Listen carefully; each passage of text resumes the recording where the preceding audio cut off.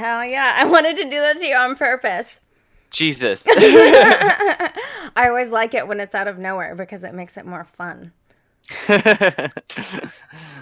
Well, what's going on? What's going on, man? You tell me. We haven't streamed in a long ass time.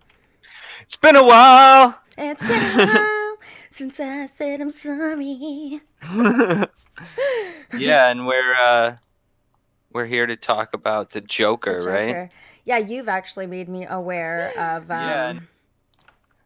You have actually made me aware of all the hysteria around it. I tend not to pay attention to any of the stuff that's in the news just because, well, you know how that goes.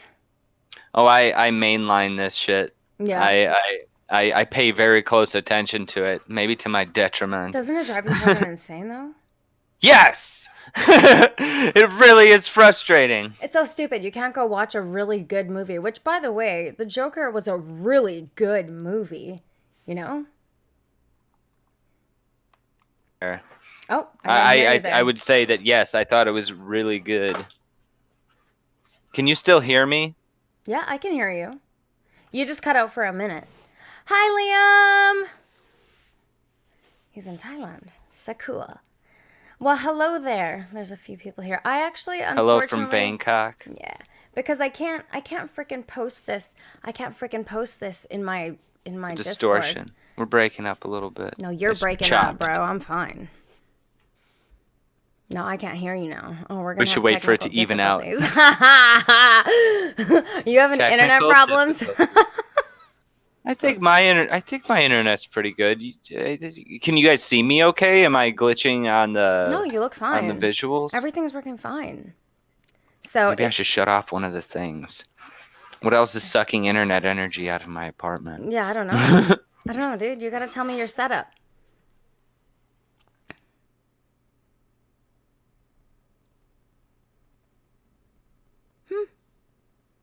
No, now I Right. can't. Oh, there you are. I can hear you now. No, now I can't. What just happened? I don't know. I don't know what you're doing. Okay. Can you hear me now? Oh, I bet. I bet everyone's having fun with this. Yeah, I can hear you now. Okay. I can hear you. I heard that complete sentence. All right, good. cool. All right, good. We're back on track. Yes, I think we are. Man, this is stressing me out. I gotta smoke. Nah, don't be stressed out. It's all good. This is like chill stream. We're chilling. I'm not Yeah. super worried about it. You know what I mean? I try not to make a big deal. Sometimes shit happens and you just got to deal with it. And I'm new, so I'm like playing with things and, you know, just trying to figure things out. Hey, if somebody wants to be super, super awesome, I would really love it if you could take this link right now that I posted in the chat and if you could post it in the WUT server. Please. I could do that right now. Yeah, dude, I'd appreciate it. Can you tag everyone too? Sure. Let's add Yeah. everyone. Yo, we don't have to. We're not on a rush. It's not like we have to be a commercial in 30 seconds. Yeah, no. We could just chill. It's okay. Yeah. No need to panic. I want to let me click on this. It won't let me click on the link on the chat in my phone. I'm freaking out. Oh shit. The Glorious Strategist said he posted a minute after you started the stream. I don't know if I can trust you though. Chinky pie. Okay. Chinky pie. It's because I'm clicking on it, and it's like you're already in it. What are you clicking on the link for? You are in this link, so it doesn't respond. That makes sense. You got it? You comfortable? Yeah, I'm good. How All you right. doing? I'm good. How you doing? Pretty good. Put your phone down before I turn the freaking frogs gay. Okay. Oh wait, the phone is actually I'm getting my notes out of this, Oh, and all right. I'll be monitoring the chat. So when I do look at because what I did is I have a Galaxy Note 9 here. Mm-hmm. It's a $999 telephone. Yeah. Thank you very much. Hell yeah. That's a Brie Larson quote. But yeah, it comes with this little stylus guy that pops out of the bottom. I want the new Galaxy Note 10. It's so dope. Oh, get it. Dude, I'm gonna. I fucking love this phone. But this isn't a Samsung commercial. I just want to say that this is what I do in the theaters when it's a movie I run a review. Yeah. I pull this out and check it out. What the fuck? Yeah, but it's a black screen and white lettering. And white lettering. So, let's see if it'll work this time. God fucking damn it! Come on, of man! course. I want to see this. All right. What's wrong? What's wrong, I phone? don't know. I don't know what's wrong. I try to do it. I try just to be.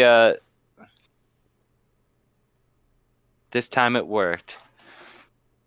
Oh, there it is. That's dope. Yeah, so it's, it doesn't light up my phone all big and shit, and I'm able to take notes. And a lot of them, when I get them after the movie, they look like that. Yeah, that looks and dope. I have to try to. Well, it's just scribbles, so I have to try to figure out what I meant by that. So I think it's cute. You actually sit in the movie and you were taking notes and stuff.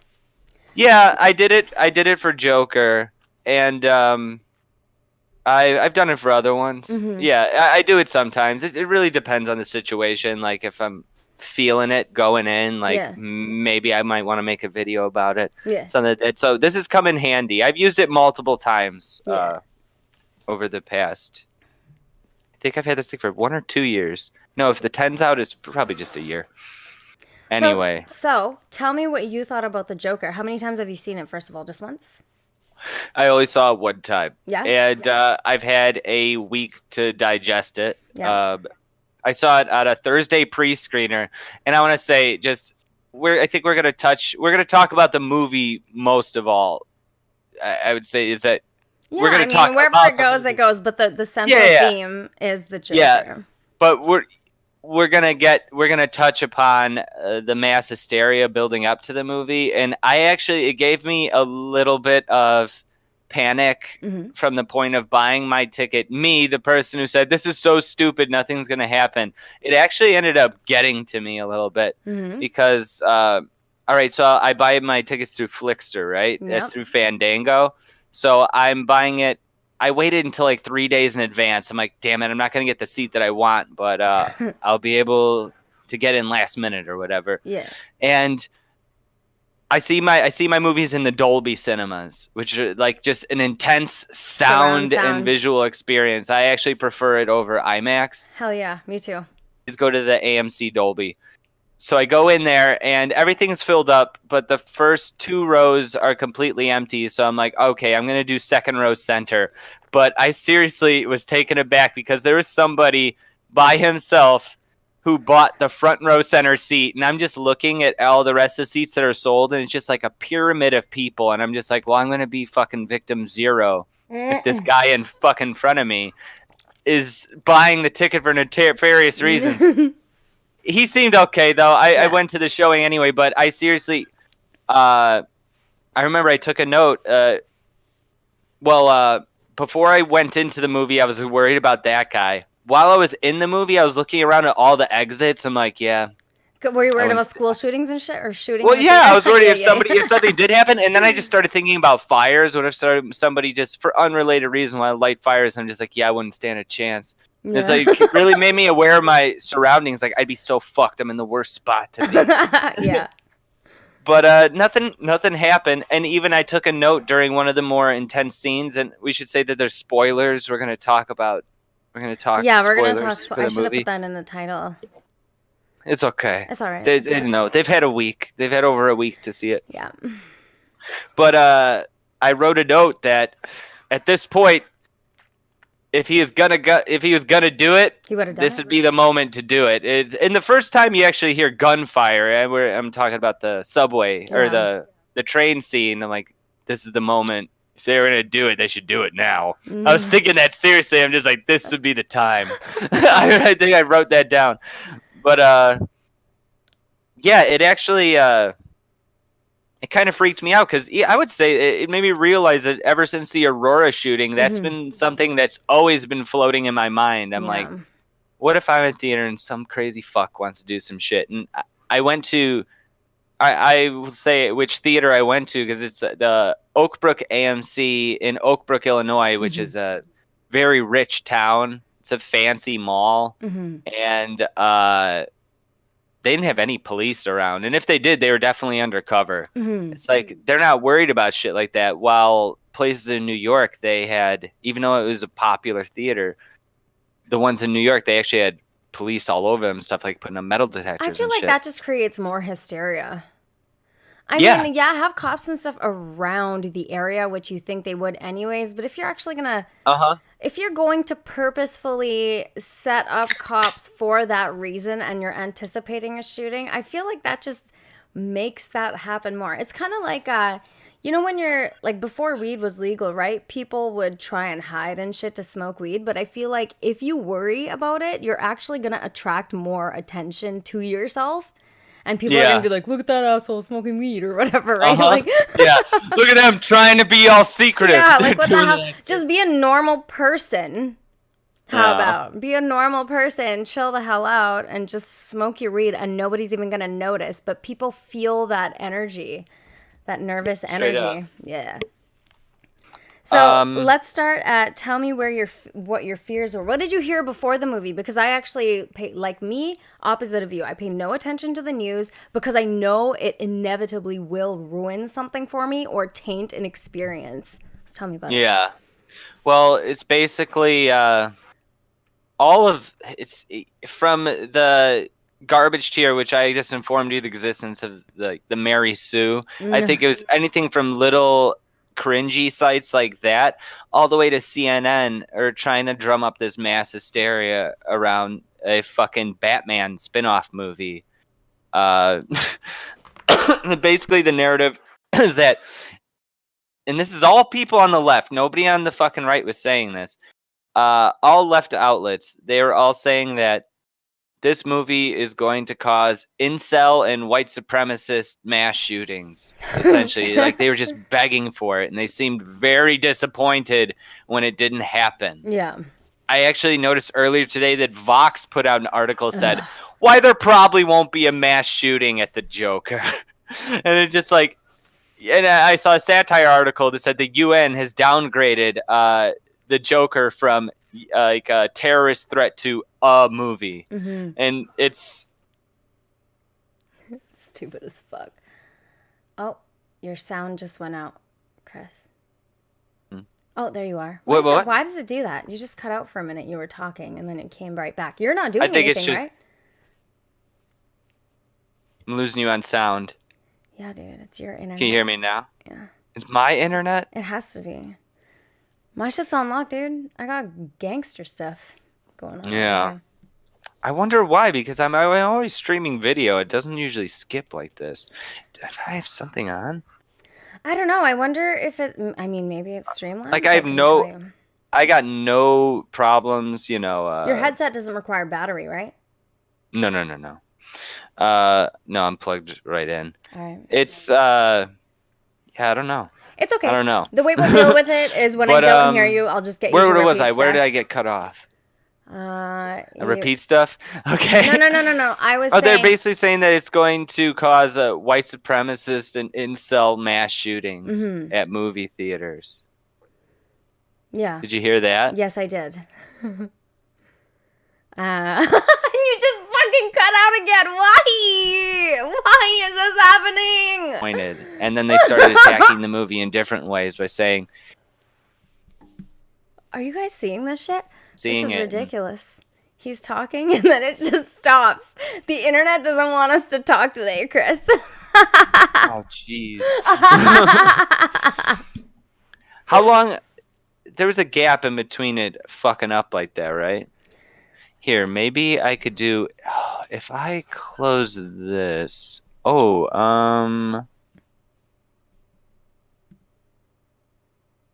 Streamer mode is enabled.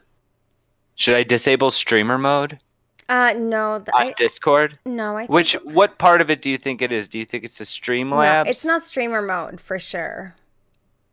Streamer mode just makes it so it turns off all your notifications and things aren't going off. Okay. I mean, all we can do, Chris, is we're just going to have to talk, and if I stop hearing you, I'll let you know. But there seems to be a delay when I can't hear you, you also can't hear me. So yes. Yeah. That's the thing, because I can't... Your sound cuts out for me, so I can't hear it. Yeah, so it just fucks us both. Yeah. Mwah. Here. Well, can you hear me now? I can hear you now. It seems to just happen in bursts, right? Yeah. So I guess we'll just deal with that the next time it hits. All right. Okay, so the Okay. last I heard, you were talking about how they were saying that it was going to cause incels and Yes. white supremacists to shoot the place up. Essentially, Yeah, that's what the narrative was, and it was all drummed up by people who hadn't even seen the movie yet. of course. You know what I'll do? I'll say a sentence, and then you can go, uh-huh, and then I'll know if I'm lost in the frozenness. All right, all right. Okay, so yeah, it was all just this blind speculation over what the movie was about. Like seriously, people from IGN, I think like comic book movie, like all of the sites that are supposed to be talking about all this stuff.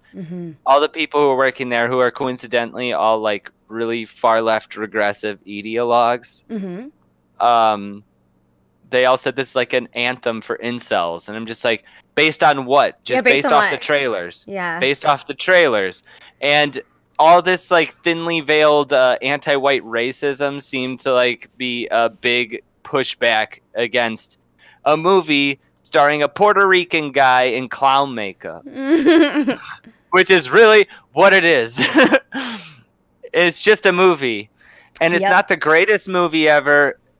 It's not a bad. It's a very competent film. Yeah. But all of this speculation, all these like hidden messages, like it ain't it. It just ain't it. No, No. I think, you know what? No matter who you are, if you want to find some coded shit in anything, you most definitely can do that. And it looks like people do that so that they can satisfy whatever weird conspiratorial thoughts they have about whatever. And if they have a narrative in their mind, and if they can twist something to make it so that it makes their narrative more viable to them, they will Absolutely. do that. If you peek in, because before we started this, I just Google searched Joker and then just went down and started picking up articles. Oh, I could actually, you know, we'll look at that. Well, they have. I think it was. Let me see which one it was. It was a big outlet. It was CNN. CNN said a quote from one of their articles: "While many reviewers are focused on Fleck as an incel hero, which the movie has nothing to fucking do with that, his status as a sexless loner who turns to violence." Oh yeah, I emphasize those words wrong. The true nature of the movie's appeal is actually broader. It's an insidious validation of the white male resentment that helped bring Donald Trump to power. Oh my God, man. So they made it about Trump. And you saw the movie. Does that have anything to do with fucking Trump? No. Even a little bit? No, but that's a thing, right? Like anything that these people can use. It's a film independent of real life. It's a film. If anything, it's an anti-Reagan movie because... Are we frozen? No, go ahead. I think we're frozen. We're good? Okay, I saw myself freeze up there. Okay. If anything, it's an anti-Reagan movie because they have all these story elements about how the government's shutting down programs for the mentally ill. And that's the reason Fleck stops taking his goddamn medication and he stops getting his counseling. And look what happened. Yeah. And you think about, I don't know all the super details, the Ronald Reagan stuff. I just know of it. Yeah. But when they pulled out the rug out from under all those mentally ill people, it's like you're talking about in the movie, I right? think that affects the world even till today. Yeah. Did you hear all that? Because that's one of my important talking points about why I liked this movie. So I do remember in the movie that funding was taken away from the organization that was actually doing his counseling. Remember? Yes. I remember that. I didn't know that had any correlation to Reagan. I'm not too familiar with that. So if you want to...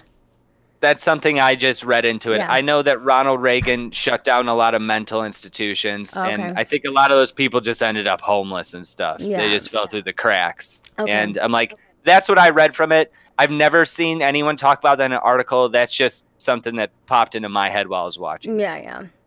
Mm-hmm. I really like that part of the movie where he was talking to her and she wasn't even listening. He's like, "Are you even listening?" Mm-hmm. Right? Like, even if it was gone in that particular situation, I mean, was it even helping him? He was sitting there talking to her, like, trying to get some feedback, and she didn't even really care. Like, Yeah. which Yeah, is honestly what drove that character mad, right? Like, everybody was just such a dick. And he was kind of just like, everything was kind of just like hopeless. It's like, it got to a point where it was out of his hands because he was trying to take care of himself. Like, there's a saying that it's not your fault that you're mentally ill, but it's your responsibility to take care of your mental illness. And that's what he was trying to do. And I mean, not saying that anything that the character did was justified. He's definitely a fucking evil character or whatever. But I mean, I don't want to pump up this part of the story too much because people might think it's just like, that's a really inaccurate portrayal of mental illness and makes all mentally ill people seem like they're 2 days off meds away from fucking becoming clowns. Let's just keep in mind that we're talking about a film. We're talking about fictional characters and fictional stories. And you know what? This is what I hate about the media, right? Is because they take a film like this and any possible thing, they will make it real and make it like it's a problem in the real world, and it's not. It doesn't play out like this. There isn't some clown-faced vigilante criminal out there who's slicing people's smiles open and all this kind of stuff. This is a fictional character who's existed for ages. I think Batman just turned 80 years old, did it not? Yeah. Right. Joker too. Exactly. About 80 years exactly. old. So the whole Batman franchise or whatever just turned 80, right? This has been a character that's been around for such a long time. This is like an iconic DC villain. So to take that and to make it anything other than what it is, that's just stupid. That's just the media wanting to twist something and make a story. It's like they're just dying so bad to be relevant. How do we stay relevant? Let's just take the thing that all the kids are watching and make it a big news story so that we get the clicks. That's all it feels like. I 100% agree with you. It's to like make people, I think it's to make people mad, because if you read this shit, it's like, you have to be the dumbest person in the world. Like, I read some of these articles. If this is what you actually believe, you belong in Arkham Asylum. Yeah, no kidding, right? Right next to the Joker. That's where he lives. Cheers to you, Lance, by the way, in the chat. I just wanted to say, hey. Cheers. Cheers to Lance in the chat. I'm not monitoring the stream right now. I don't want any more internet hiccups. Nah, don't do it. Just talk. Let's just talk and do our thing. But yeah, let's talk more about the movies. We touched on the mental health stuff. How do you think? Let's talk about Joaquin's, the machines. Oh, and there he goes. What do you think? All right, you're back. Can you hear me? Oh. Can you hear me? Testing, 1, 2, 3. Chris, can you hear me?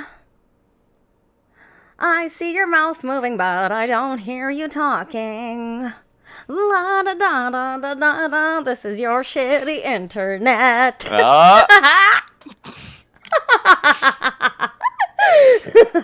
You there? We're waiting for. Are we back? I think so. I think we got it. Boosh! Boosh! Look at that. All right, we just gotta do that. Are we still there? Let's talk about Can you hear me? Oh, fuck, man. This is so shitty. Why is it doing that to us? This stream is a fucking... We'll pass. A disaster.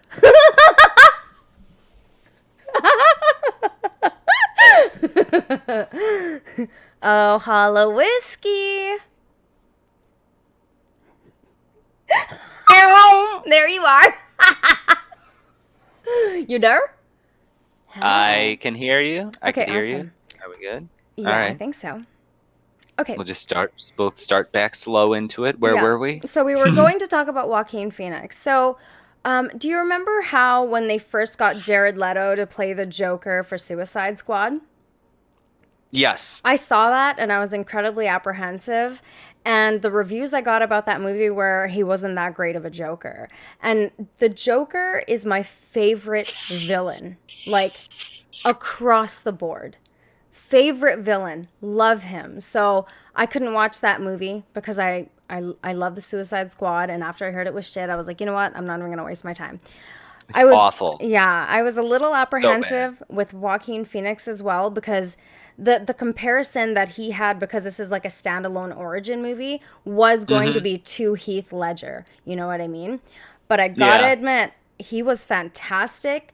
He played the disturbed character so well. He looked Yeah. the part. He looked like he was deranged. It added so much, the darkness, the colors, the dimness. It was all good. In terms of setting and set and the way they did it, I think it was great. I think Joaquin Phoenix he's such a talented actor. So they did good. And I like the makeup too. It looked a little bit more cartoony, but it also had like a really creepy, dark feel to it.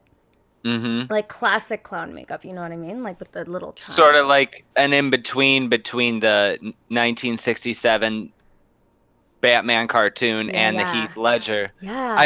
I want to add that I think Joaquin played a.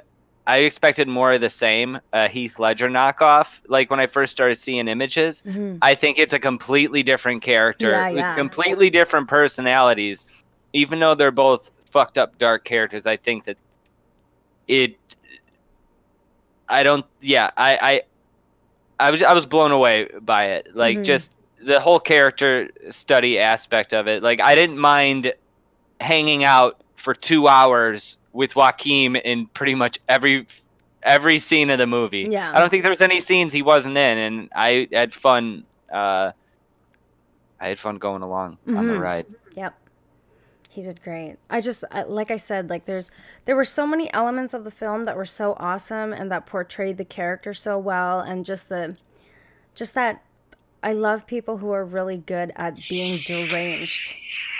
You really got to Sure, wonder about people like that, you know what I mean? Like there's got who to are be a great at playing those parts. yeah, there's got to be a part of you that you're tapping into to bring this to life because it's just so convincing and so crazy good. I liked how he made his Absolutely. voice all creepy, and I love the laughter was like it just vibrated in Yeah. your bones. You know what I mean? What did you think of that aspect of he has like the uncontrollable laughter kind of Oh yeah, Tourette's I love it. situation? I love it. Yeah. It was a nice contrast to like how shitty his life was, right? And like every awkward situation generally, you know when you get that awkward laugh when you're in a weird Yeah. spot in life? Like Yeah. it was It that but exaggerated. I don't even know how exaggerated it was because I'm like I haven't looked it up, but I'm just like there has to be people who have uncontrollable laughter It's like to the Tourette's, right? factor it's like painful. Yeah, it's like there has to be something real close to that out there. I'm surprised I haven't seen an article like what is his because they say it's a Dude, that's way too useful and practical an article. Why would they write about the possible potential real things yeah that we could talk clicking about and incels. highlight? Yeah, let's talk about incels and let's get everybody hyped for a theater shooting. Let's get everybody Yeah, hype about incels and let's get everybody hype about other stupid shit involving Trump that has nothing to do with the movie. yeah. It really they like to try to ruin everything by making it about their special thing. What was your favorite part? um, favorite part of the movie? Shit, let me think. I know mine. I want to say my.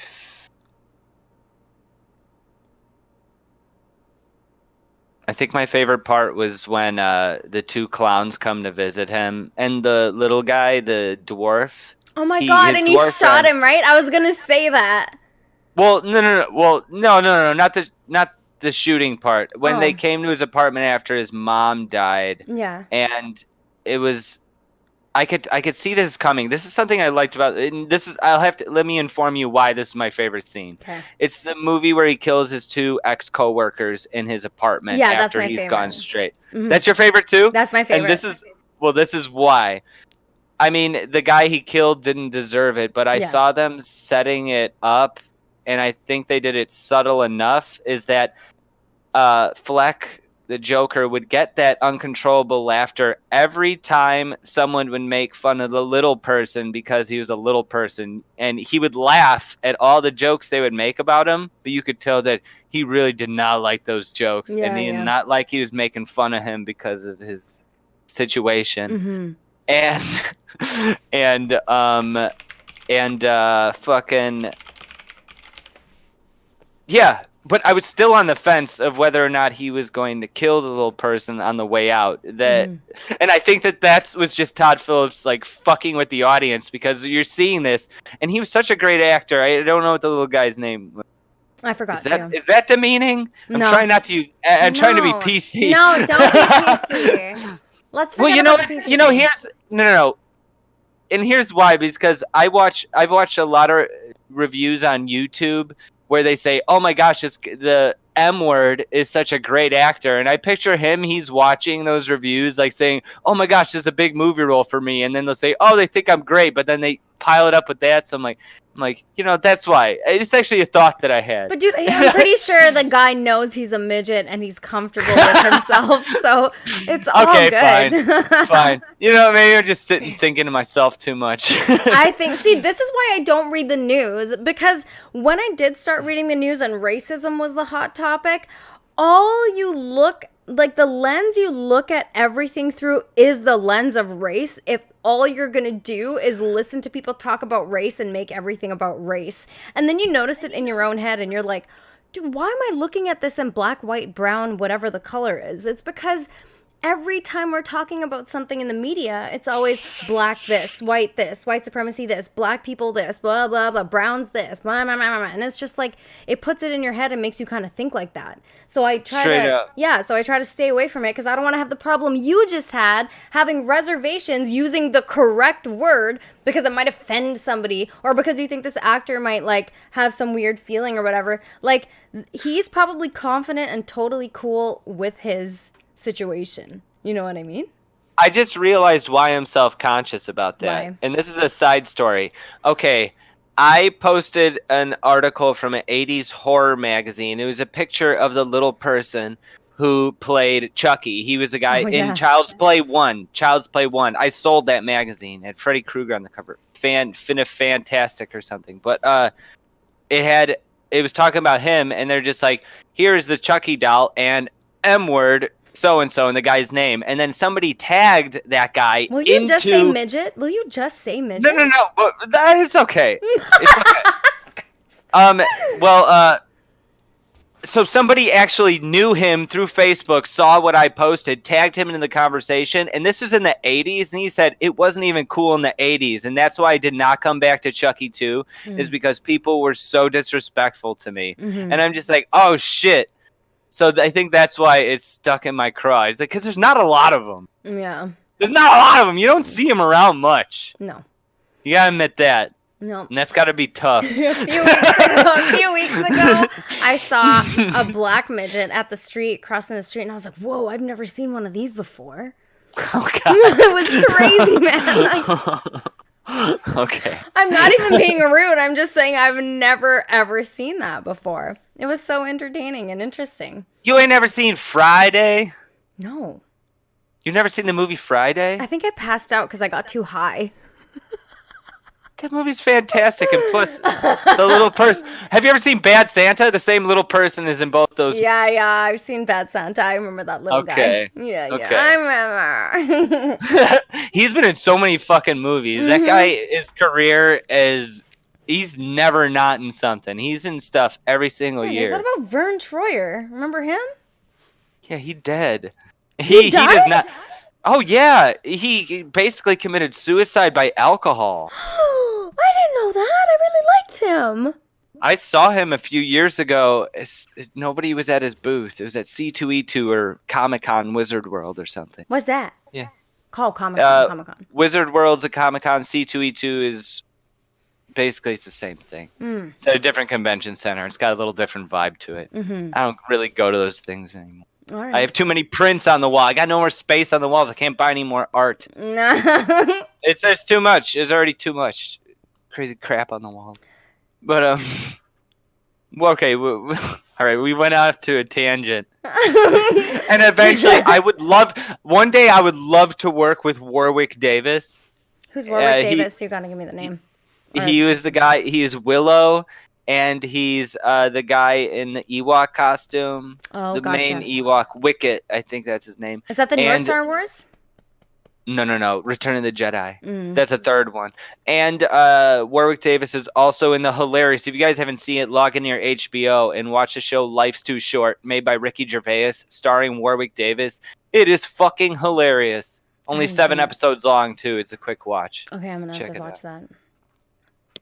Anyway, all right, let's get off of Little People. I know. Well, we're gonna get right back to Little People because we're going to talk about that scene because you didn't finish it. So you were saying that it was a subtle thing that he kind of let the guy go. Yeah, and you could because tell they were that, making fun of him and he kind of felt like he related to him because they always call him names and shit. That's what sort of made him, in a way, he was a good in that way, whereas he did not like that they were picking on the little guy. Yeah. And you could tell that it bothered him, but he would laugh every time. Even in the apartment, right before he stabbed the shit out of the guy's throat who gave him the gun and then narked on him to his boss. Yep. Just a that was so brutal. That very much reminded me of like Scorsese-esque violence, which people are saying, and I'm inclined to believe them that this movie is very inspired by The King of Comedy and Taxi Driver. Never seen King of Comedy, and last time I saw Taxi Driver was 10 years ago when I worked at Blockbuster. I was pretty lit up when I watched it. I essentially remember it, but I remember thinking, oh, it's pretty good. Weird movie. You certainly have way more experience with movies and that kind of stuff. I don't. Like, I know Martin Scorsese is an excellent director. He's a director, right? But I'm not too familiar with people's movies. Not of Joker, but of other things. Yeah. Who was the director for the Joker? Todd Phillips, the same guy who did the Hangover movies and Old School. So you know what I felt like? I felt like this film had the same vibe that The Dark Knight did. It was grungy, it was dark and dim, which is something that I really liked about it.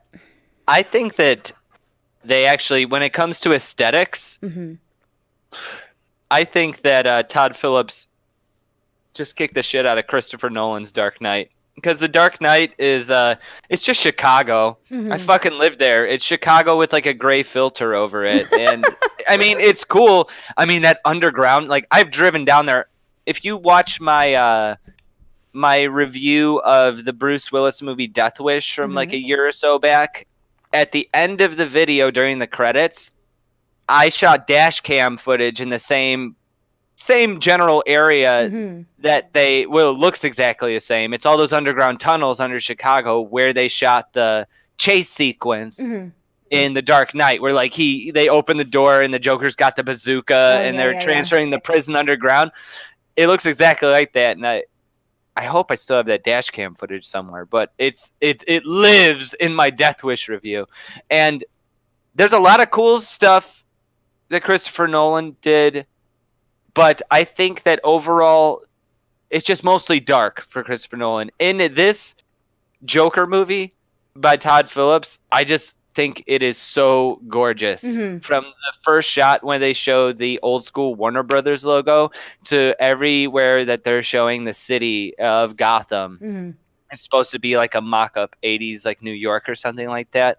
I just think it looked like a movie from the 80s. Like everything looked right.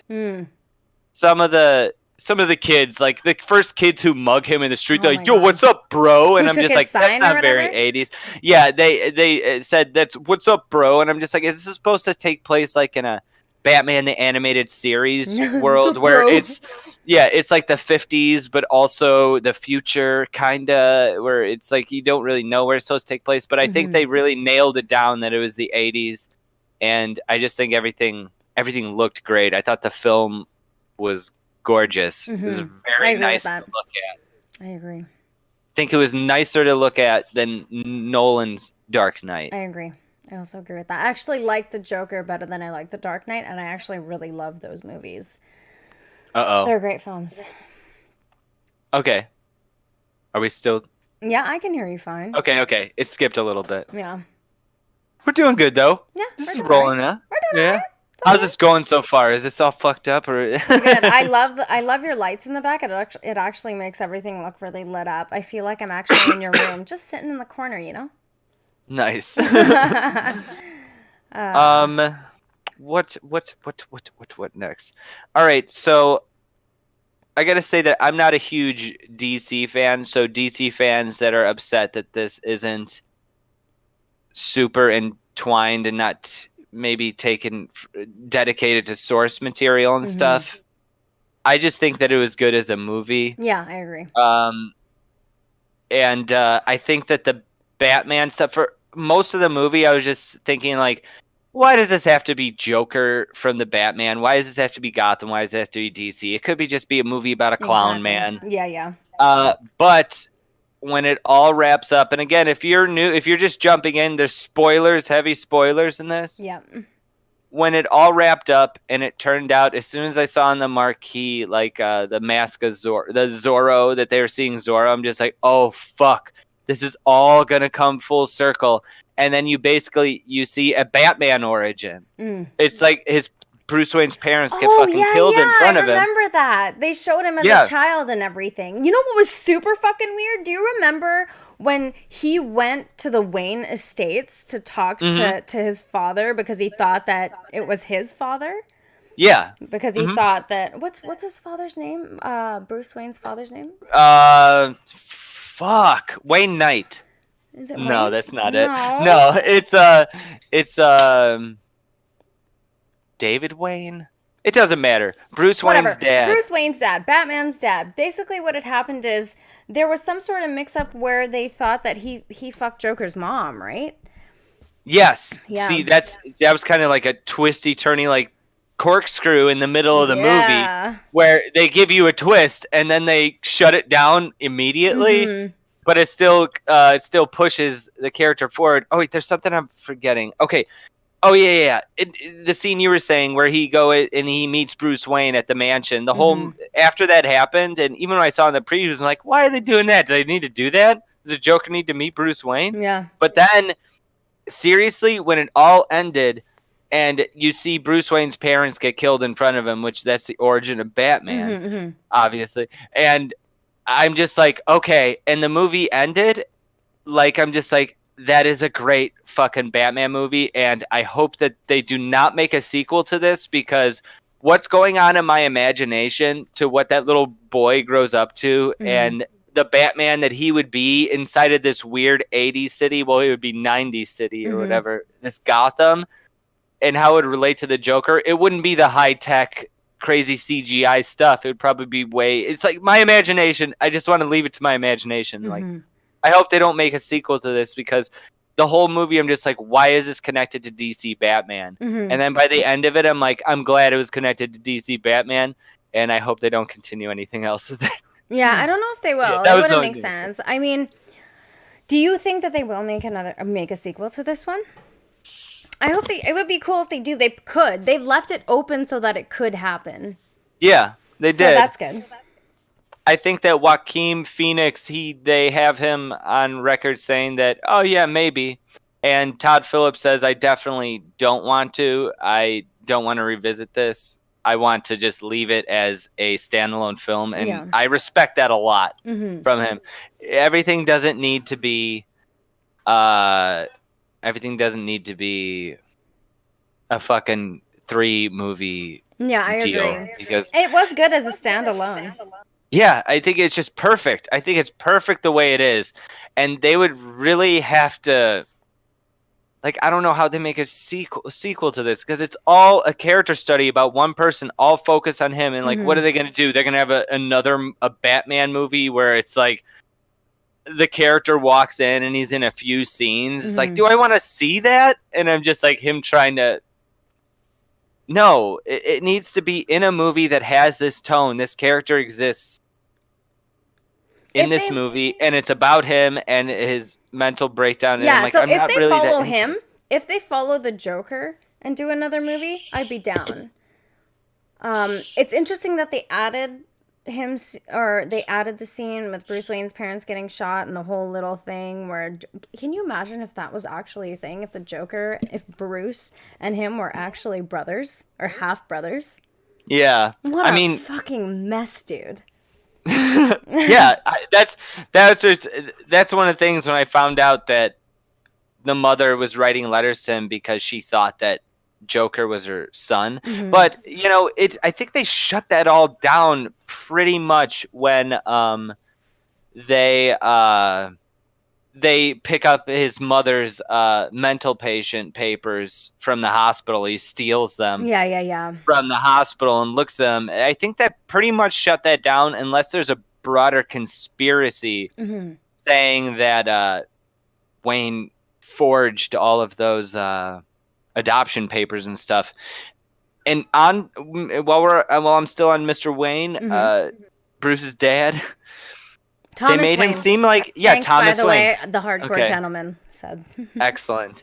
They made him seem like kind of a prick, like a very contentious type character, and I kind of liked that. And I don't think he was all bad. I don't think it all around.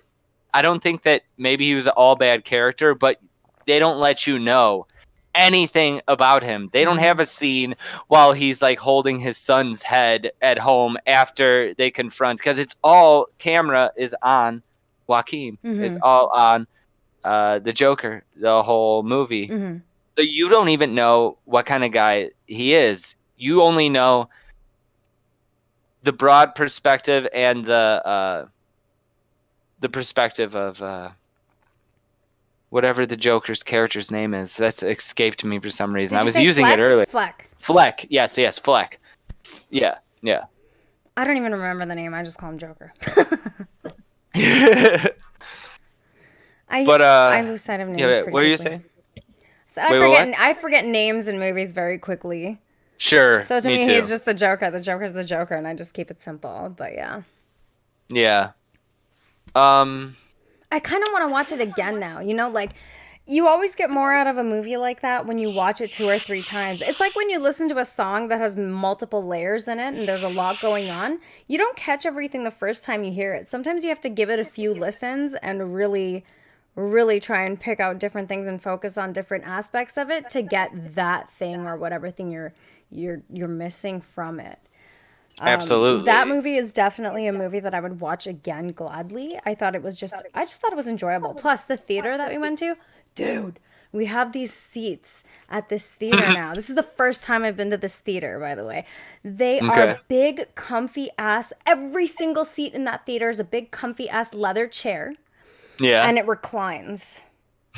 That's like every theater around me. That's what you have to do to keep a theater open. This is how little I get out, is that I went out and for the first time I'm like, oh my God, they have like real seats. They recline. This is so amazing.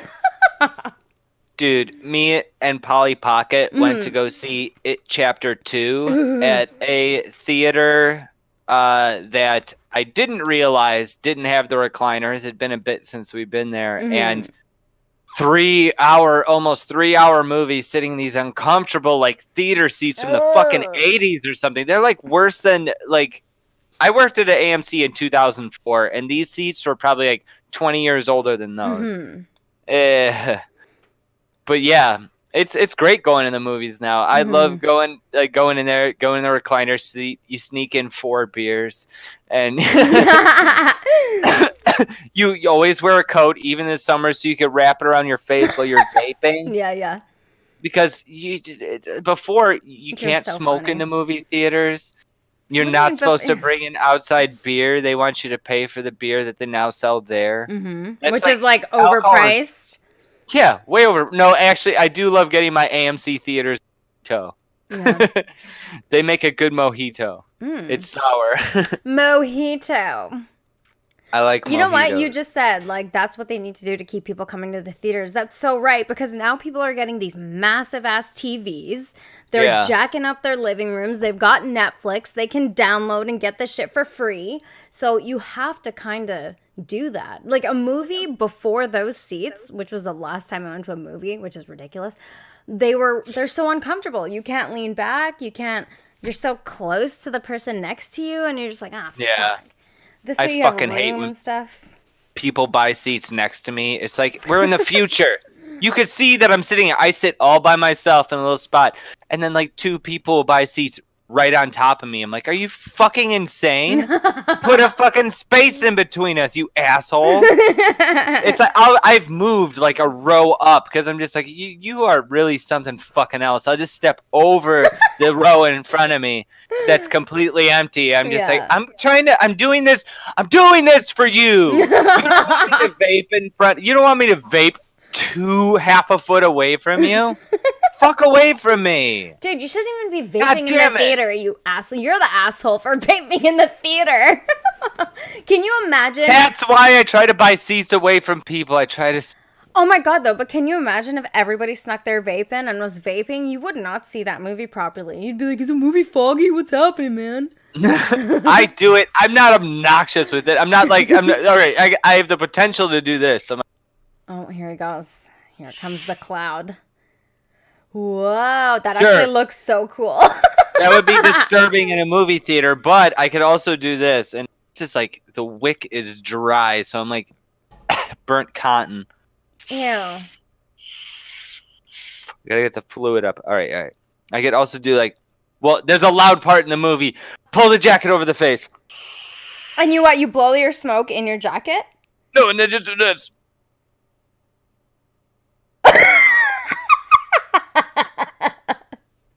You hold it in long enough, and then you just go. Look at that! It's gone.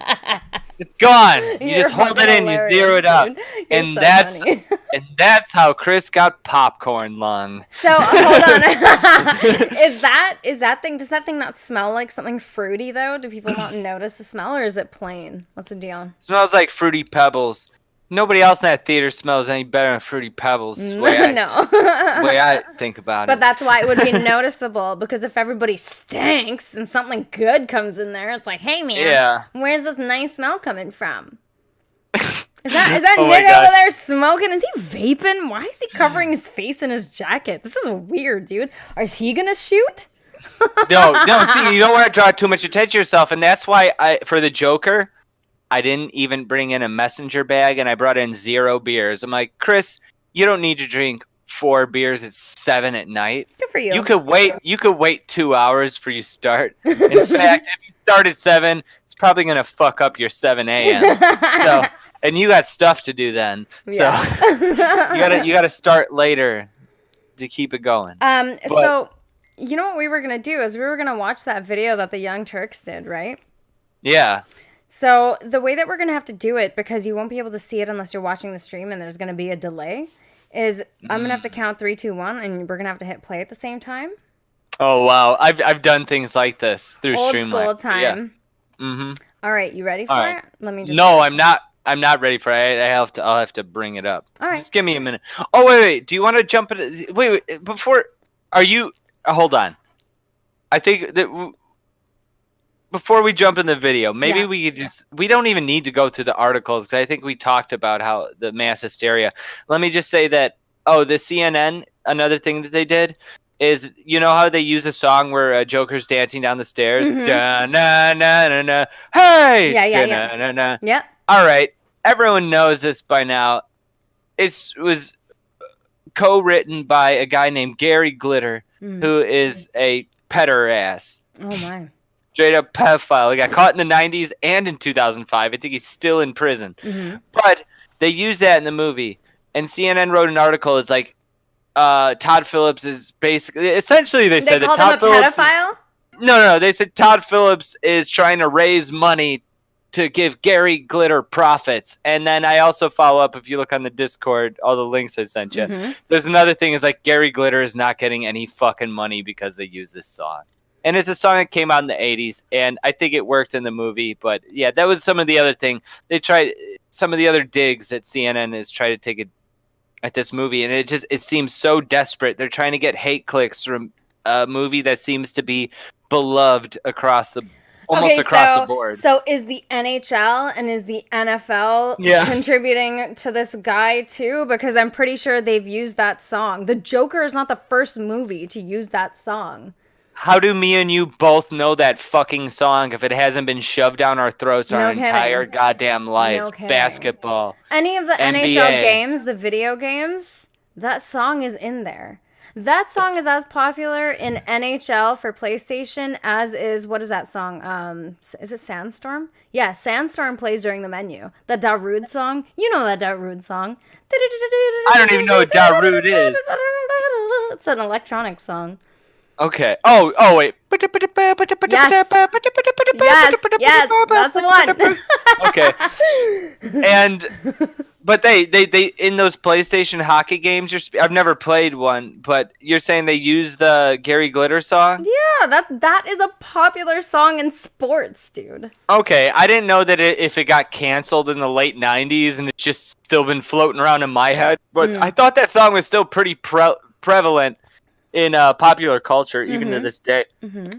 It's just a cheap shot. Yep. And apparently it's total bullshit, because another article came that said he's not getting any money because of that. Listen to me. And he's in prison. CNN runs news stories and bullshit about Trump 24/7. If they want to switch it up and make it a thing about the Joker, you think they can't come out with endless dumb stuff to make up? Again, it's like just this ability to concoct nonsense. And they have such a huge platform. So if there is any hysteria created, it's because they have such a large reach. And it's super unfortunate. Hopefully the people who watch it don't fall for that dumb stuff. But their viewers are older. You know what I mean? So I think older people tend to be a little bit more paranoid, I think, especially of the younger generations and the things the young kids are doing. And So it's easier to kind of get them hyped up. But I think anyone our age would probably be like, me, except for the SJW types, I guess. Except for the people who are, they're censoring. Did you see the people on Twitter are censoring the word Joker? They're doing J*KOR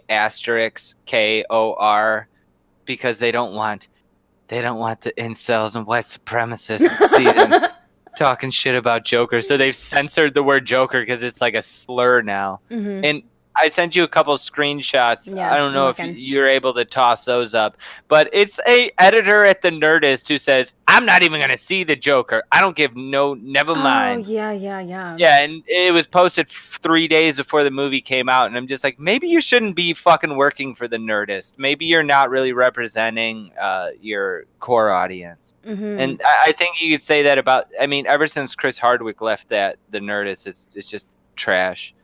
But, all right, I want to say before, I guess we'll finale on the video, but maybe we could interpret some of these notes that I put up and see if it brings up anything we forgot to talk about. Actual movie. Yeah, let's do it. Okay. Did you get there while the trailers were playing? Yeah, I think I remember seeing the Batwoman trailer. It wasn't Batwoman. It was Birds of Prey, the Emancipation of Harley Quinn. And I didn't see that. That was. I can't remember. Look, I have a really shit memory. Okay, so. Okay, well, it was right before the movie started. They played a trailer for the new Robbie movie, which is a sequel to Suicide Squad, where she has emancipated herself from that movie's Joker. Okay. And they play that right before the thing at the beginning of this trailer. I'm so over the Joker. We're breaking up. And I'm just wondering if normies, which I think that would be in your case, because you don't follow this stuff nearly as closely as me. Mm-hmm. Would that be confusing if it's like, oh, so she's talking about the Joker and also I'm seeing the Joker? Is this the same Joker separate, that's dating them? It's separate. Okay, you understood that? All right, yeah, of good. Course. You understood that. I hope that everyone else did too, because I'm just like, it would be really silly to think that this Joker movie had anything to do with the Suicide Squad movie, even though it's a Joker. Like, there's always a million stories going on with comic book shit, right? Especially with the DC universe and stuff, so. Especially with Warner Brothers DC universe, because I think it's actually kind of silly that they have two Jokers in cinematic existence at the same time. It's like if they would what do you think people in history are going to think? It's going to be similar to like in the 80s when they had the cartoon The Ghostbusters with the monkey and the two guys, and then they had the show called The Real Ghostbusters, which is based off of the movie with Bill Murray. That always fucked me as a kid. Yeah. And I wonder if kids right now are just like, all right, so this is Joker and then there's this. Yeah. And they're both within a year of each other. Just like, it's like, what the fuck are they thinking? But it worked out because The Joker is a great movie, even though when they first announced it, I'm like, are they out of their fucking mind? It seems crazy, but The Joker, not only is it the R-rated new top selling, it's the October top grossing movie. I think it's the top R-rated movie. I think it beat both it and Deadpool, and it just beat out Will Smith's Gemini Man this weekend, which it's Will Smith, and second weekend, and it's killed Gemini Man and that crappy looking Addams Family movie cartoon, which is a kids movie. Kids movies are killers. They make so much money. Of course they do, because families buy tickets. You know what I'm saying? So I was going to say something about, God damn it, now I forgot. I'm sorry. No, it's not your fault. Oh, well, fuck it. If it comes back, I'll say. All right. Well, nobody, I saw it was a full theater in no way or another to the Quinn trailer. I think it looks okay, though. Yeah. Why did they make Zombieland 2? Oh, yeah, I saw trailer. That's the one I saw the trailer for. Zombieland. I haven't even seen Zombieland 1, though. It came out 10 years ago. It's really strange that they're making a sequel to it now. Yeah. Oh, I said I loved the Warner Brothers logo at the beginning. That was really neat. Oh, I want to say, okay, when they said, show me your journal, Arthur Fleck, that's his name. Yeah. I wonder if that's a dig at Ben Affleck. Why? Whoa. Arthur Fleck, A. Fleck, Affleck. Arthur Fleck, Affleck. So you know what you're doing right now is you're trying to find code where there is none. So just calm your tits, okay? All right.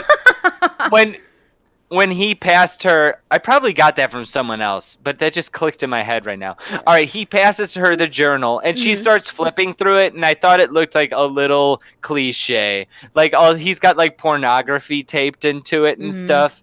And I'm just like, all right, it's like they could have done a little bit more work on it. It's like you don't want to look too try-hard. I guess if it was, like, too Hot Topic, I would have hated it even more. But I'm just like, I wasn't sold on his journal. In fact, wait.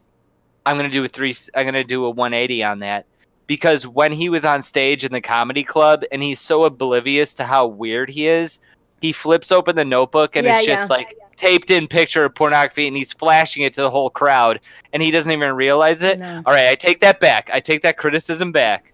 I said it says journal is a little cringe. Yeah. Now I take it back. That's what I thought at the beginning. All right. His condition is nuts. I was really like, oh my god, I would hate to live with that. When he was on the bus and he starts laughing, he passes. Oh, he passes her the card. Yeah, I remember. I would be afraid to go outside. Okay. Believable is someone with mental illness. Would we say that? Was he believable? Yes. He wasn't. I don't think he was playing it. I mean, he's supposed to be someone who's really, really disturbed. So I thought he did a great job. Okay, he starts stalking the first person who talks to him. The girl, right? The black chick. ZZ Beats. Yeah, we haven't even touched on that. That's part of the story. Good. Okay. He should not have a gun. I think that was when he was in his living room and he shot. That's when I wrote that. He should not have a gun. Okay, and all right, I think this is a reaction to the subway scene. This movie is not about toxic masculinity. It's about a total psychopath. It's not about an entitled male whatsoever. It's about someone who should be taken care of, who's fallen through the cracks. They smoke indoors. When is this? I was trying to figure out when it was. Damn, Joker almost got me back on cigarettes because he smokes the whole movie. Joker hates toxic males. This is about the subway. Yeah. Because he kills. He doesn't like. Just like he doesn't like when they're picking on the little person.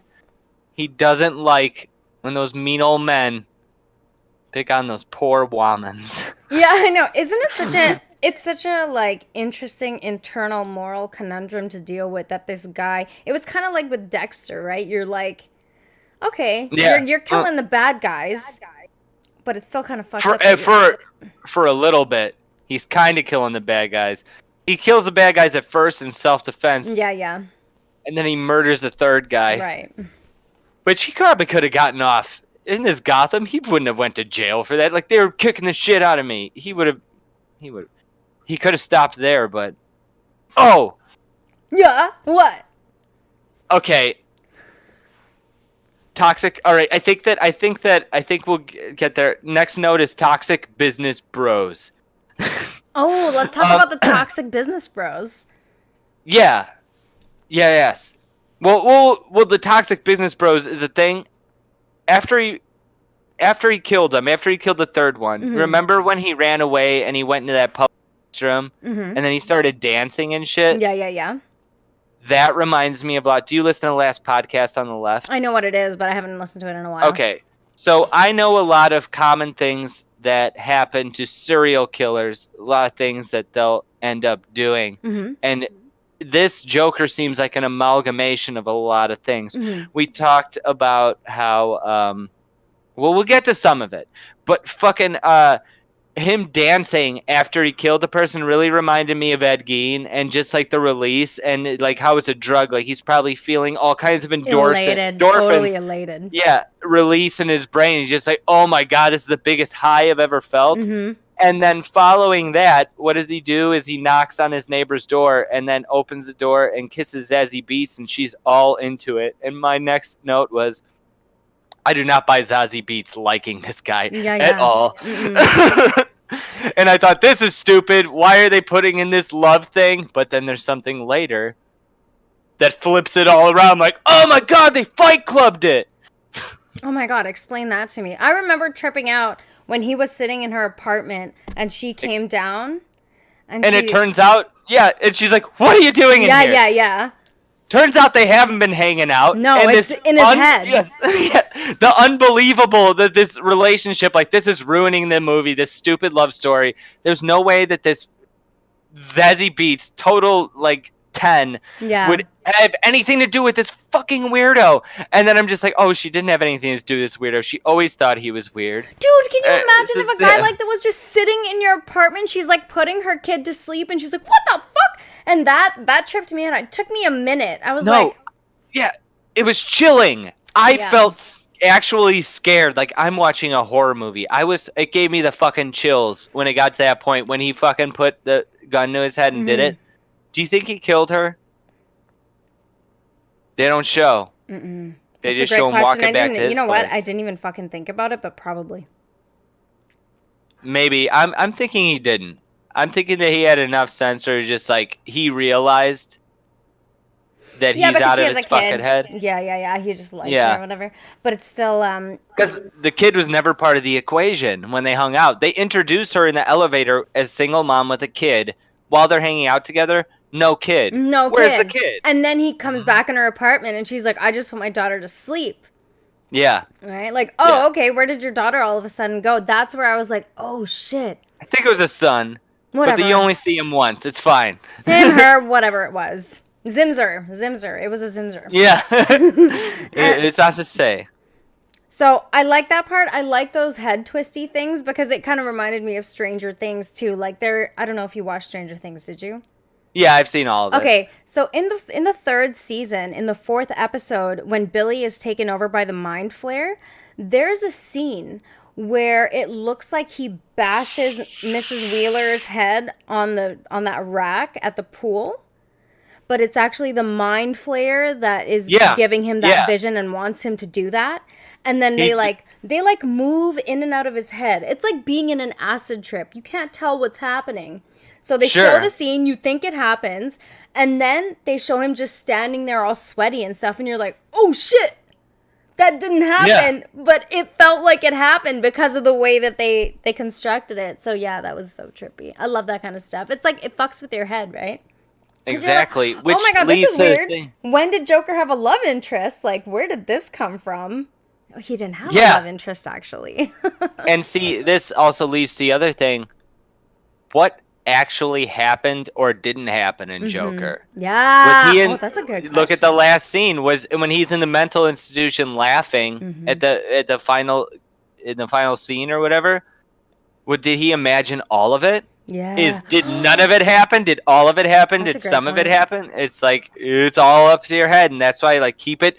Don't make a sequel. Don't explain it to me. Make me keep thinking about it. So the possibility could be that he was in the room the whole time, and the movie and the scenes that we saw were all just a figment of his crazy imagination, creating all this shit. Who knows? Yeah, you don't know. You don't know. That's true. That's great. Remember the first scene with the social worker. It's the only cutaway that we get. It's the only cutaway to another scene, a flashback, and they say he's talking to the social worker, and all of a sudden they flash to him in a mental institution in a straitjacket, banging his head against a glass window, and we never hear about that the rest of the movie. But then he's back in the hospital at the end. Okay. This is why you need to watch movies like this a couple times that fuck with your head. Sure. Oh, okay. Here's one. Here's a weakness I thought in the movie. I think that they touched on it, but I don't think they sold it to us as the audience enough how desperate the people of Gotham actually were, given the fact that it seems like the media and all the people of Gotham embraced the Joker killer, the clown killer who killed 3 yuppies in the subway. And I'm just like, why is everyone supporting this guy? He just murdered 3 businessmen. It's like, why are people on this side? And I think they could have sold before leading up to that just how much of how classist this Gotham is, like how the rich and the poor hate each other that much. But it could be a lot of people. I say a lot of people saying that the Joker followers are a Antifa. Just consider gay. Another note. Joaquin stays crazy the entire time instead of jumping back and forth between acting sane in certain situations, but then being. A lot of movies make that mistake where it's like, no, that's not how it is. It's not how it works. If you're this crazy, it's not really switching on and off as much as they do. And like, let's say the movie, it was a fucking the guy who made The Sixth Sense. The big, what a twist. I can't believe I don't know his name. The Sixth Sense. I think I fell asleep during that movie too. Yeah, well, he came out the movie with like old crazy people and it didn't make any sense. It was actually really offensive. Okay, they call Joker is Batman's brother. I liked the corkscrew in that movie, how they made a twist and then they didn't drag it out. They immediately I liked how they gave you a twist and then they immediately contradicted it and then it moved on to the story. All right, we went through that. They call the clown a vigilante in the newspapers, but he's not a vigilante. He's just a murderer. Yeah. There's no evidence that he stopped a crime. Media spin against corporations. Alfred is a monster, or is Joker's mom just crazy? All right, we know why that is. I thought Alfred came off as a dick too. Oh, they wrote "kill the rich." Oh, someone mentioned that there was a thing that said "kill the rich," and I wrote that as one of the notes. I heard somebody complaining about it. All right, we got a couple more here. Dude, take your time. Okay. No rush. Don't worry about it. All right, cool. We never get to hang out anyway, so it's kind of nice. Yeah, this is great. This is fun. It's fun.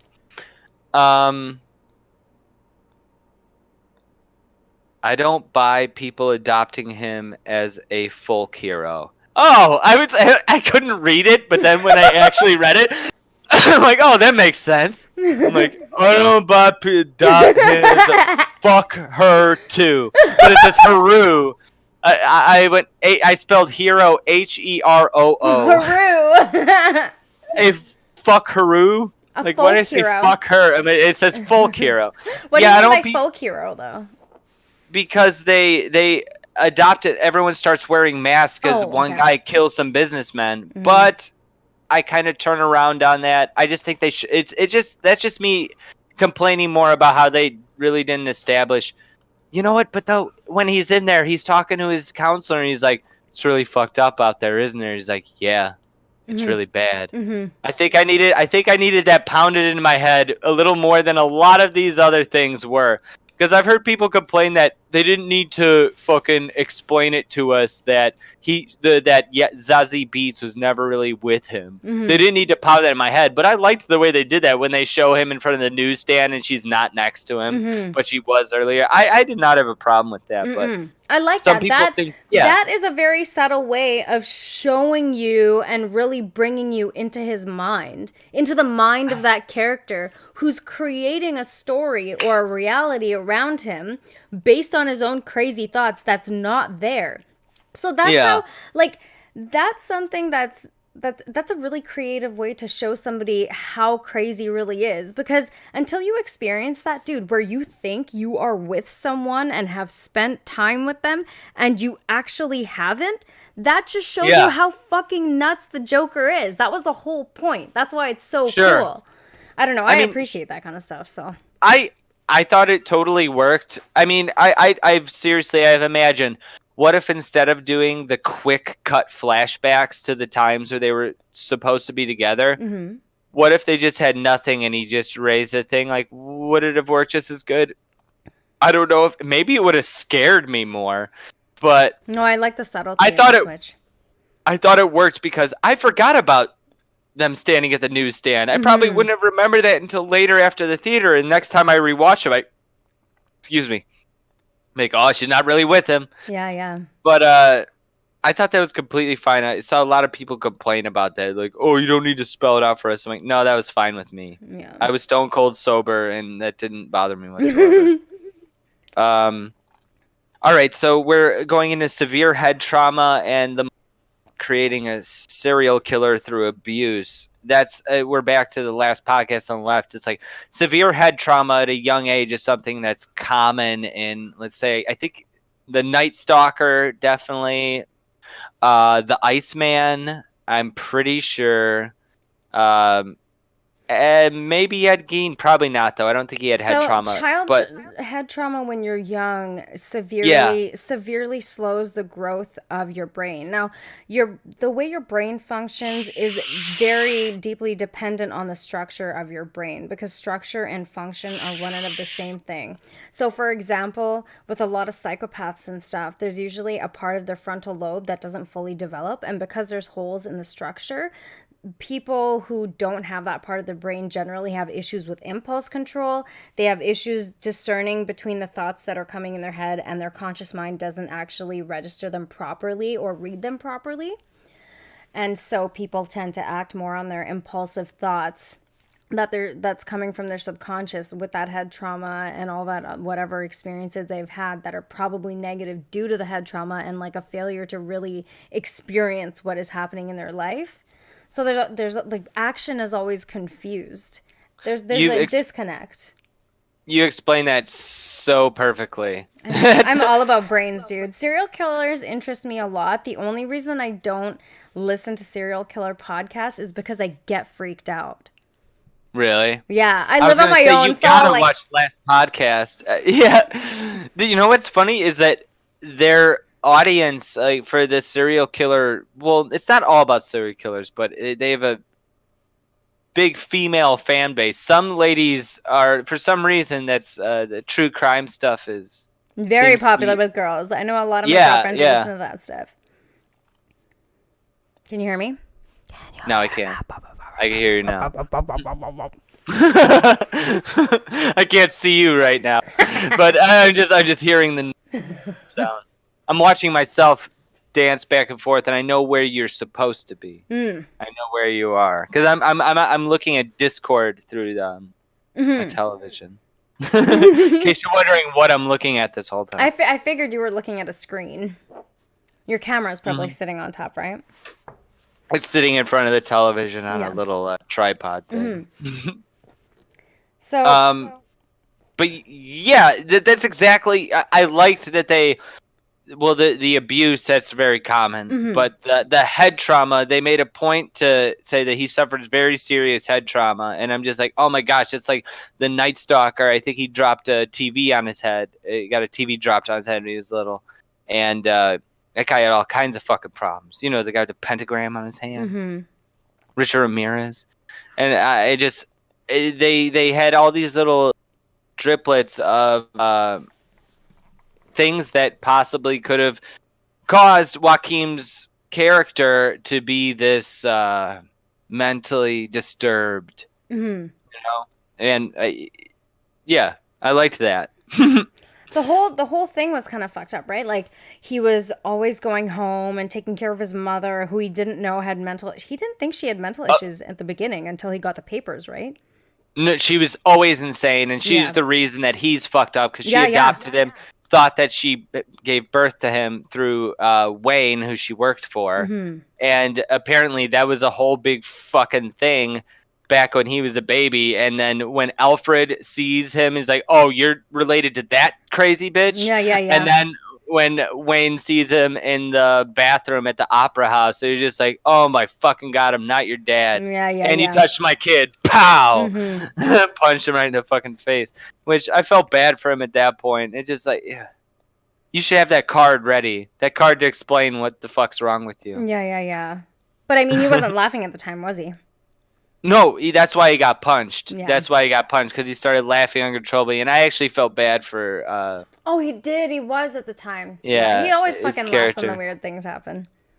Yeah, and I could see. I can't relate to that, but I could sort of like almost feel it, because I know what it feels like. Like in that situation, some woman yells at you on the bus, and it's like a misunderstanding, and you're just like, you feel all of a sudden you're on edge. And what if that feeling of anxiety and embarrassment makes you start laughing? That's something that, like, well, he was laughing in the movie, like I could feel that in my chest, what it would be like to have to go through that. I mean, never experiencing it, but I could imagine how awful. But did you notice? Did you notice his facial expression when he was laughing? He looked like he was crying. That's another brilliant, which was amazing. Yeah, because like it was really, it was so, the contrast was so stark, and it was so well done, where he was laughing hysterically, but his face was contorted into a frown. Like, you could see the muscles on his face. They were like, his mouth was more drooped downwards, and it was like, like, you know those fucked up clowns that they draw, and it's like they make them look happy. They like pull their face up, right? But really, it's like, sure. That's what I sense. And every time they would close up on his face and he was laughing, it always actually looked like he was crying. Yeah, it reminds me of Your Mom's House, the guy who can't stop coming. The guy who inadvertently is like, you never know when you're just like, you're sitting in front of your dad at his funeral, and then you come inadvertently 16 times, and you just never want to have an orgasm again. Do you know that guy? I don't know if you had the follow-up. He transitioned to a woman, and that fixed his problem, and he's still with his wife, and he still has the kids, and his life, they interviewed him on Your Mom's House, and his life is, well, her life is now, it's like, it's crazy. That guy, the guy who can't stop coming, his life is better now. He's not miserable anymore. So that's a happy note. Interesting. But just think about just, in uncontrollable things, it's like, you know, Tourette's type things. That's also Your Mom's House thing. Your Mom's House, they huge fans of Tourette's. Yeah, because it's funny. It affects the part of your brain that's supposed to sense some kind of surprise or something, which is why it's always swear words or something like that. There's a reason that it's mostly profanity. There's a very specific reason.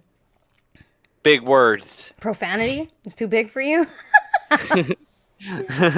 No. That's what the little girl says, who says the N-word in fucking camp. Oh. He's like, I say big words like N-word and fucking camp. Oh, She seems like she shrugs and she says fucking camp. And she's like, man, I keep on saying fucking camp. It's like, dude, oh, you it's have okay. such You all a say. great memory for this kind of stuff. Like, Oh, I'm obsessed with your mom's house. That's like one of my favorite things every week. yeah, but I mean, even with the Joker, like I saw it last week, and there's so many things that I'm forgetting that you're reminding me of that I was like, oh yeah, that, oh yeah, that.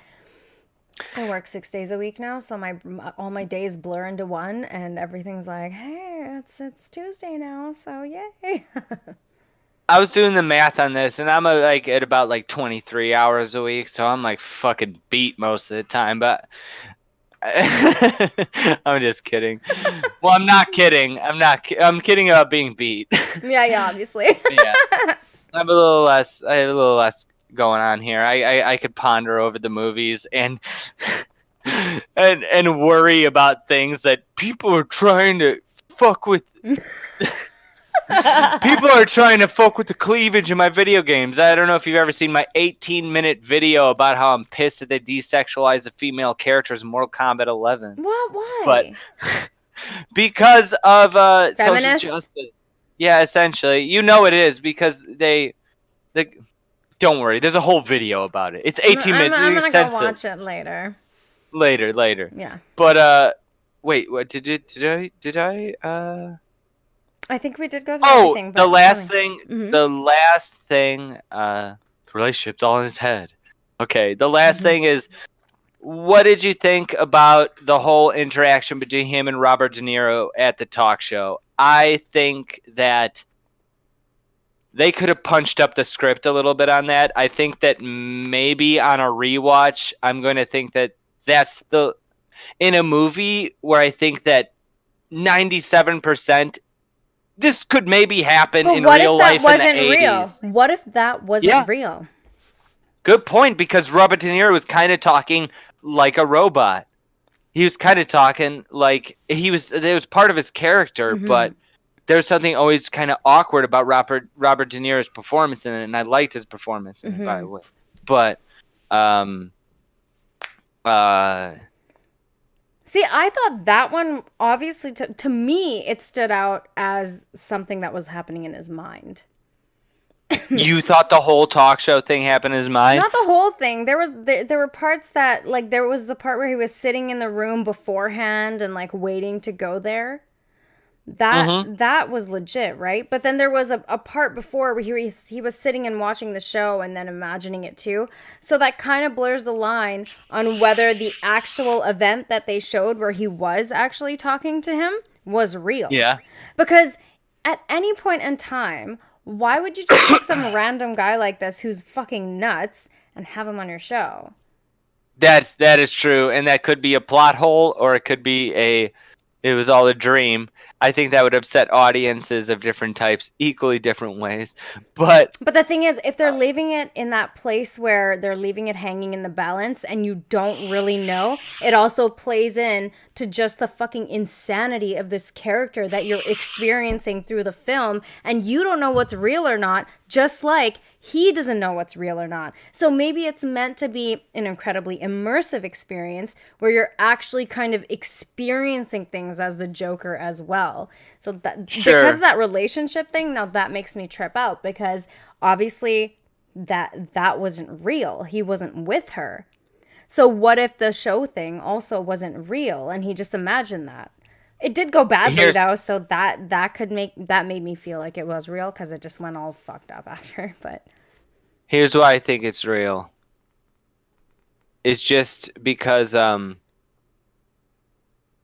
he was so awkward, and he wouldn't have imagined himself being as awkward with people booing over the drunk driving joke. Where he says that, knock knock, who's there? It's the police. Your son died in a drunk driving case, and everyone starts booing. Well, I don't know. Maybe it is. I don't know. God, now my mind is torn to shreds. That's what I'm saying, torn right? asunder. Like, it almost seems like it's meant to fuck your head up as much as this character's head is fucked up. Yeah, did you pick up on like was the dialogue between him and Robert De Niro like they would have shut the show down way before he even shot Yeah, him that's what I'm saying. because Like, it's just so awkward and I'm yeah. just like this is the least believable part of the movie and maybe Hmm. that's the most out there. Maybe that's when he was really like peaking. Maybe he just sat down and then just fucking all that stuff happened in his head and then he just shoots the fucking guy. Like I don't know. There's so much because you see, that's one of the things you see from a different perspective. He goes right up to the camera to speak into it, and Right. then it cuts to the Yeah, yeah, beep. yeah, yeah. So I'm like, that's one thing you're getting from a perspective that isn't him. Like, did he imagine that? Did he Hmm. not? I wanna say that based off of what I know right now, I think that all of that happened. Yeah, okay. The Maybe talk show parts part. of it didn't. Maybe parts of it didn't though. But I haven't seen it a second time. Yeah, I I've feel like not I seen it. definitely need a second viewing of that. So tell me, what else did you write in your notes? The notes are done, but let's go through. Let me just scroll through these headlines really quick before Hmm. we dive into. I have not watched this TYT video yet. We'll save that till the end. So Yes, I'm that will be gonna the look. finale. So I'm going to look through. I'm just Plus, gonna look. the whole stream could fall apart on that point if we don't have our trigger, if we don't have our pause and play trigger fingers in sync together. Don't worry, dog. But We got this. it'll be okay. All right. So, is the real threat of Joker is hiding in plain sight? For fuck's sake, dude. Oh, are So you starting at the? Are you on? Oh shit. So I'm in Are you I'm in Discord in our DMs, and I'm starting from the very top article that you sent okay? me. And then if you want to, we can just go through the ones that we have one by one and read Sure. I parts of mean, we it. could just if we'll see if it inspires conversation. We could click on the article if I remember that there's some juicy stuff in it. But basically, this is all just the headline will give you the gist. Oh, the This is real so threat of Joker is stupid. hiding in plain sight. Can you put that on screen? Can you put this article on screen because it's an anti-white article from the New York Times. Yes. Oh, it says right there. What the film wants to say about mental illness or class division in society is not as interesting what it actually says about whiteness. White! White! Hey, Um, man. is Puerto Rico... Joaquin Phoenix is Puerto Rico! Is that considered white nowadays? Apparently. I have no idea. Everything comes back to whiteness now. Yes. I've posted the article in the chat though, so people can get it there. Just because I don't Oh, want to mess okay. with anything too much, so that we're not having issues with the camera and stuff later. Sure. This article contains spoilers for Joker. Oh my god. Mass shooters and incel threats and how the film might encourage unbalanced viewers to commit acts of violence. Dude, someone who's that crazy doesn't need a movie to be crazy. They're Yeah. already fucking crazy. Absolutely. So I think it's so stupid to take any of this stuff and freaking blame it. This is like turning the fucking frogs gay. Ridiculous. You know Yeah. what I mean? After watching the film, I could understand the concerns. Directed by Todd Phillips and starring Joaquin Phoenix as the deranged clown Arthur Fleck, the title character Joker is simultaneously a well-made film in its own right and a blatant mashup of the king of comedy and Taxi Driver. Which is fair. I haven't seen either, so I can't say. Oh, okay. It nods at classism and winks at the Bruce Wayne family mythos, but at its core, the movie is about a mentally ill loner. Still, what struck me most is that what the film wants to say about mental illness or class divisions in American society, which, by the way, it's a film. It's not saying anything about those things. It's depicting a period in time in a fictional city. It might have similarities to the divisions in class and the things that we're seeing, but at the end of the day, Gotham City's not real, dude. Exactly. And people say, it's New York. It's New York. And maybe it is supposed to be sort of inspired by it, but it ain't. It's a fucking movie. Yeah, exactly. Gotham was created again 80 years ago. So anyway, is not as interesting as what it accidentally says about whiteness, for it is essentially a depiction of what happens when white supremacy is left unchecked. What the fuck are you talking about?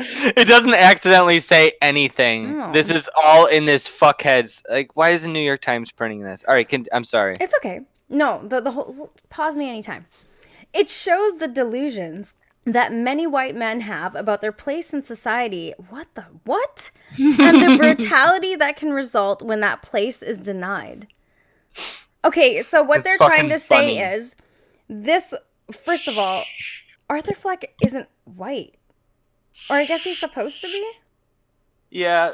The- I mean, Joaquin Phoenix is white. He's Puerto Rican. yeah. Which makes him Latinx, Oh, okay. but he's Latinx. But Latinx.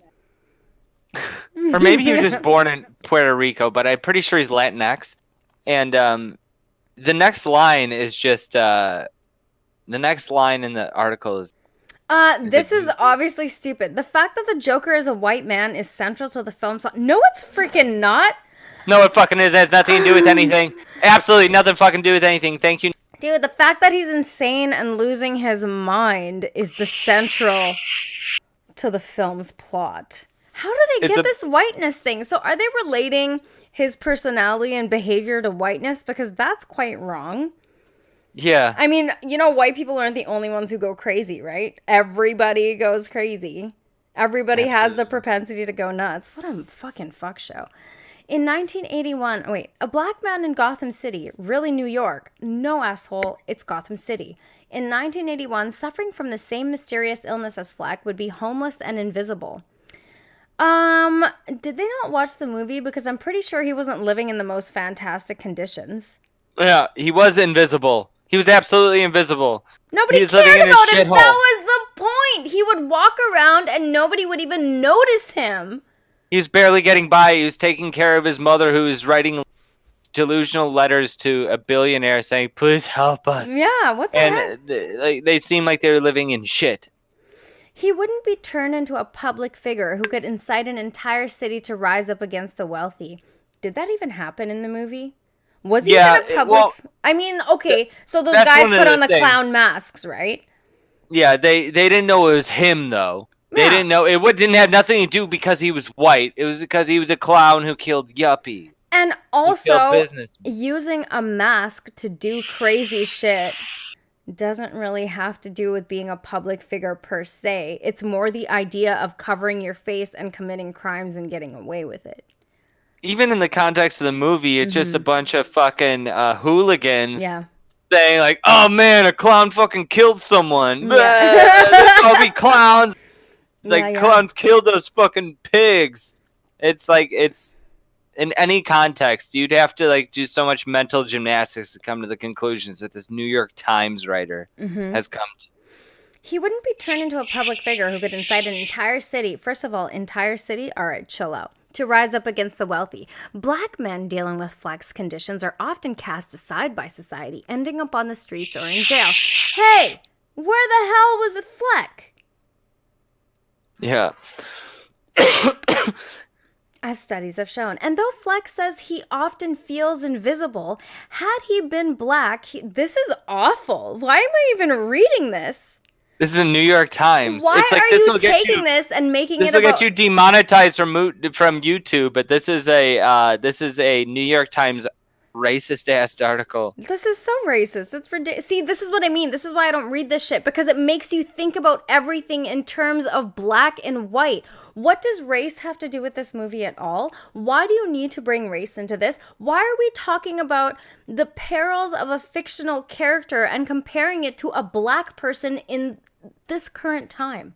Or what Aimee, you think of a black person in this current time? Did you notice this, Aimee, in the movie? 0 Indians. Yeah. American, or otherwise. I didn't even notice. I never noticed that shit.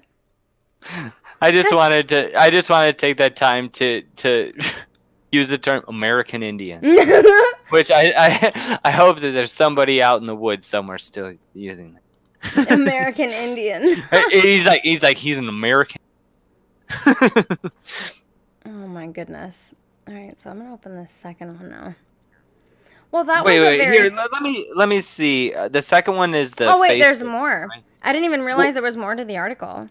some of these we could we'll keep going with the article, and some of these are just like headlines. We don't like this Yeah, is we don't a need to good one finish to dig this. through because it's so absurd. It is absurd. After that last line, I don't think we need to read any further. I mean, it. Why you need to turn it into comparing a white man's life to a black man's, a fictional character's Yeah. life to a black man, or whatever you think the plight of the black man is to a movie, I just don't understand. It just seems like to stir up shit. Damn. The next article is in Joker, black women are visible, but they are not seen. Interesting. How does that work? How is That one that might visible but actually not seen? it's like saying, hey, have a diverse cast, and then you're damned if you do, you're damned if you don't. That's exactly what I was Because saying to it's you like, earlier. well, what other character? What does it even fucking mean? This movie is not about making black women visible. It's about the Joker. It's about Joaquin Phoenix playing the Joker. So what do the people at Time have to fucking say that? Like, what do people think movies are? What the fuck do people think movies are? Are we frozen? No, we're not frozen. But do you see Okay. this level of frustration that you have right now? This kind of stuff just totally ruins art. Yeah, you can't tell a story. It's like it has to. BAFTA? They just passed something where like your movie has to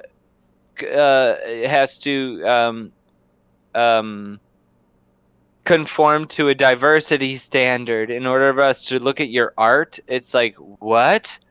It's like you want everything to be the fucking Burger King Kids Club. I mean, It's like I don't know. maybe there doesn't need to be a trans, gay, black, Indian, Mexican. So you know what's so funny about Every this? character in every movie, and they all have to have just as equal of roles in every single story that is told. Everyone from every persuasion has to be represented. It's like that's not how you fucking tell a story. It's not how you make art, and there's nothing wrong with pointing that out. No, but what's really against funny people who think about it is. what's really funny about this is that the more you push diversity and the more you push inclusion, the more you're actually pushing discrimination and the more you're pushing exclusion of certain other types of people. Because quite frankly, with this whole thing, it's about let's increase the number of colored people and let's decrease the number of white people. Or, I mean, this is we're kicking out of the entertainment industry. I think the best example when you talk to people who hold hardcore progressive politics, it's like you need not do anything else but point them to Harvard Law School and how you have to do better on tests if you're Asian in order to get in, and you don't have to do as well if you're something else to get in. Mm-hmm. It's like what the fuck? You've become the monsters. You've become the monster at that point, and the same thing has happened. This is definitely under your radar here. There's this comics artist or comics writer who's been around since the 80s. He's a black man, person of color, named Christopher Priest, Mm-hmm. and he's coming out in interviews now complaining about how they will only call him to hire him to write for black characters, Mm-hmm. and that's never how it used to be. See, it's the thing. What SJW's done is, and Richard Meyer, Comics Matter with your boy Zach, he brings this up that SJWs have brought back three things: segregation, witch hunts, and segregations, witch hunts, and I'll remember the other thing later. But there is segregations in the comic book industry, and this is a comic book movie, so this applies and is relevant. Yeah. They only want gay people writing the gay books. They only want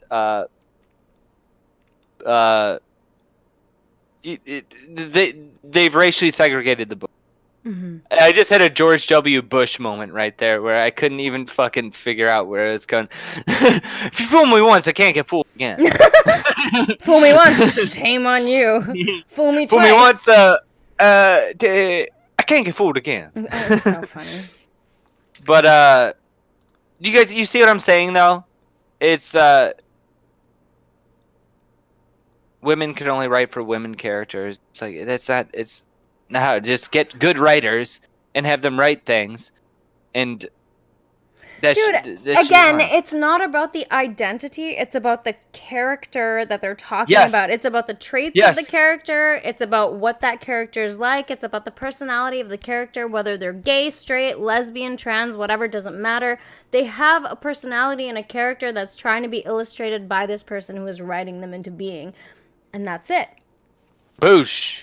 You Boosh. got it. It doesn't have to be anything more than that. But people are like, you know what? If you have such a problem with the way the comic book industry is running, which by the way has been super successful without your fucking advice or help for this long, maybe you should start your own comic book company and maybe you should create your own shit instead of like going to DC or Marvel or any of these people who are actually creating and telling them they can't do this or that. You're not their boss, dude. You don't fucking pay them. And the demographics that are wanting these kind of changes are not big enough to actually supplement these companies and keep them running. You know what I mean? Well, see, this is the problem, is that it's not that the people are telling Marvel, hey, you need to change to be this, is that Marvel has bent over backwards in order to accommodate these people And that's who bad don't buy too. comic books. That's bad too. And you know what people have done? Well, I'm like, this is fucking. There's this thing called Comicsgate where it's like another customer revolt against the smearing comics media who are full of shit, and the fucking ideologically driven weirdos who work at Marvel, DC, Image, and stuff. And what people have done is they've actually started crowdfunding their own books. I'm sitting right around some of them now. One here? No, I don't. But this guy Ethan Van Sciver, I just got his book in the mail the other day. Indiegogo promoted. He's made about $1 million crowdfunding his own. He left DC Comics. I make my own thing, and he's like a Trump supporter. I'm not. I voted for Hillary Clinton. Mm-hmm. I'll probably vote for whoever is the Democratic candidate, even if I don't like them. Yang gang. But even if he doesn't make it, I'm not gonna fucking vote for Trump. Unless something real crazy happens. I couldn't imagine I would. But No, I'm all for Trump 2020. Yeah. Let's do this. Oh God, no. There's some better options. We don't have to. There's a lot better options. There's a couple people like. You know what? I like that Elizabeth Warren because she's not. Everyone says like people are saying like she's like Hillary Clinton too, and I'm just like Elizabeth Warren is pretty much. I mean, she had that one embarrassing Pocahontas thing, but she's pretty much stood by her principles the whole time. Well, Hillary Clinton was anti-gay until like 2013, 2014 or something. She was against gay marriage. I'm like, no, she doesn't. She stands on whatever is popular. Mm-hmm. But anyway, Bernie too. Bernie has stayed stuck to his guns for decades. But we're not talking about politics. And I don't really give a shit about politics. But I care way more about people fucking with my toys. But do you understand, though? Hold on a second. Yeah. The reason politics always bleeds into these conversations is because it permeates everything now. Our sports, our hobbies, everything. That is the problem. That is why it always ends up here. That is why it always ends up in this place where we're talking about politics and we somehow end up at Trump. Because every movie that some SJW or whatever type doesn't like, they're going to relate it to whiteness, white supremacy, and Trump. Where are those things being talked? In the realm of politics. So politics has such a stronghold on our entertainment now. You know, we have like Hollywood actors and actresses injecting themselves into situations and talking about things that are involved in movies. I mean, look what happened with Brie Larson, right? That movie was great. I enjoyed it. It was so... You liked Captain Marvel? It was so fun, dude. And like... Okay. Even the few girl power aspects of it, I could let it go because I was like, okay, the CGI was dope. The movie was fun. It was just a typical chick superhero movie. And also I was like, oh my God, it's so cool. Like a girl superhero movie is awesome. It's never made a difference to me. If it didn't exist, it wouldn't matter. But I still enjoyed it. It was a lot of fun. And you liked it? Did you like the what did you feel about seeing a girl superhero finally in the MCU with her own movie? Did that make you feel good? Yeah, it was fun. It was just cool. You liked it? Yeah. All It right. was just cool. Okay. I've always liked Okay. Captain Marvel too. So. Oh, really? Mm. Do you prefer her old school costume? Yeah, or I prefer the old school costume for sure. she's such a cool superhero with the lightning bolt across her And the leotard. sash, She's the so red fucking sash. cool. Hottest, Yeah. most cool superhero. It's Mhm. like, I mean, that wouldn't translate well into this MCU movie. Yeah, yeah. I mean, it works better in a comic book than does in a thing because And like it's a sexy costume. yeah, as much as I understand too that Brie Larson has her own views and stuff, I just like I kept that separate from the movie. Even though there are just going to be elements of our reality in these movies, right? So we are going to see a little bit of SJW stuff. We're going to see a little bit of a mention. I mean, what was the movie? Black Panther. That was all Black Power, rah rah, right? And I didn't enjoy that aspect of it, and that's what took away for it from me. But I'm glad the politicization. What's the word? Politicization. yeah. The politicization of that movie. Chris, are you malfunctioning right now? I think so. I'm glad that it really, at least for me, like, it didn't taint anything. I had a lot of fun when I saw Black Panther. I didn't like that thought one. It was so That was dope. my least favorite one.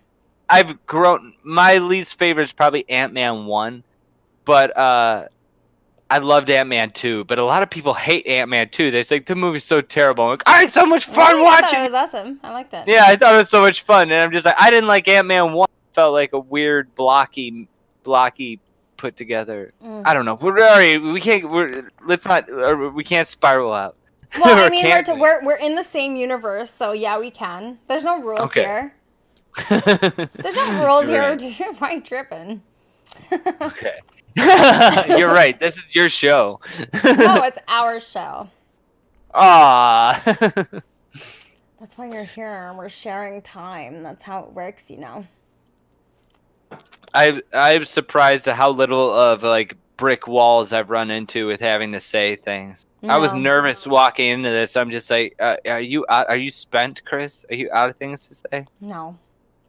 What was the thing we're in Joker? Black women are not. They're visible. They're not seen. Mm-hmm. All right. So what are you gonna fucking do?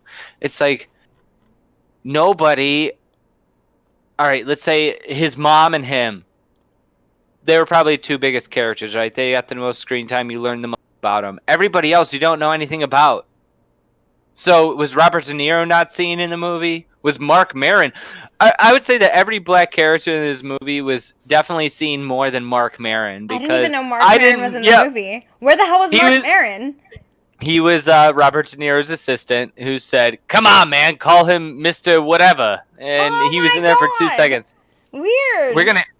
If we have enough time to get through the rest of these links, Mark Maron's going to be coming up. All right, yeah, no, we will. I have some theories. Let's do this, Don. We don't have to go through the time one. It's just so I'm just going to say this about just on the face of it. About silly. any of this kind of stuff where it's like, let's cast someone black, is like, if you do cast someone black, they're still not going to be happy, and if you don't cast someone black, they're not going to be happy. It's just that. All right, well. The certain people that we're talking about, the people who are screaming about, like, we need everything to be the Burger King Kids Club. As soon as and I wouldn't even say Todd Phillips is trying to make this film more diverse. I did not even notice it until people obsessively wrote articles about how the black women of the Joker, and I'm just like, I didn't even notice. I did notice that there was both of the women who. At the mental institution and in the counselor's office. Those are both black ladies. I think I maybe did notice that. But they all gave great performances. None of them came off as offensive stereotypes or anything. It's like, you could just... It's just a lady doing a job. It's just a black character, and you shouldn't really think anything of it. It's just like, there's a lady on a bus with this kid. She's annoying the kid. The lady says, "Hey, you want to stop bothering my kid? You're a weird middle-aged man talking to my kid. I don't want you talking to my kid." All right, fine. nobody came off as bad. No. It's like they're acting like they're trying to like Arthur has a problem with women of color. And it's like it's so fucking silly. And there's one other thing I think that I don't know. I think I might have lost it. Oh my God. So here's the one that you were talking about. Will a convicted pedophile make a fortune from a Joker song? Yeah. CNN. Yeah. CN. Oh wait. Was that? That was Los No, Angeles the answer Times. is no. Oh, they changed the title of it, and it said that Gary Glitter will not profit. On Google, this same article from, I'm pretty sure it says Gary Glitter will not profit. Oh no, it says right. Yeah, LA Times, CNN, all came after the Warner Brothers and Todd Phillips saying like, "What are you trying to fund this pedophile Gary Glitter, who's apparently still in prison for heinous crimes he did in the 90s and stuff he did to some girls in Thailand," which, according to not stuff I looked up, I haven't even been on Gary Glitter's Wikipedia page, but people in the chat last night on my last night's live stream, they were telling me all about it, and it sounds very nefarious. But yeah, turns out that yeah, Gary Glitter's not getting any money for the use. No. And this is a dark fucking movie about a dark fucking person. Why not throw in a song that has a dark connection to it? Especially if it doesn't benefit the guy. It's like, that's the 80s. It's like there's pedophiles writing songs that are going to be in our video games and basketball games and dude, there's probably hockey a million games. people who have been part of movies who are pedophiles. Okay, let's just calm down on this whole thing and just not make a big deal. Also, again, it's the contrast of the darkness and the disturbedness and this moment that he's having, like this triumphant moment with this song that honestly, it's a good song. Okay. Hey. Yeah. We all know. You know, you could even think of it, and if you think of it in a different way, it's all right. This guy just killed his mom. He just stabbed his ex-coworker in the throat and fucking slammed his head, and now he's dressed up in clown makeup, dancing down the stairs, about to. What his plan was to blow his brain nest out on live television, and not even for anything political, but it ended up causing a riot that created Batman, which we learned later. But yeah, he's dancing on this song, and you just think about the grossness of the 80s. We got Ronald Reagan shutting down mental institutions. We have garbage strikes. We got super rats. We have just the grossness of the early 80s. And then there's this upbeat song that he's dancing to that's written by a straight up kid fucker. if that wasn't intentional by Todd Phillips, kudos. Dude, I love how you won't say midget, but you'll say kid fucker. Kid fucker isn't offensive. To who? Children? They're not allowed to watch this. Dude, who is midget offensive to? Rated R. Who's midget Little people. Dude, they know they're midgets. I feel like it's disrespectful to be like, oh, you're a little person sounds way worse than midget. But that's what they want to be called, little person or dwarf, which I think that sounds completely Tolkien-esque. It's very much Lord of the Rings. But dwarf is an actual category. It is an actual category.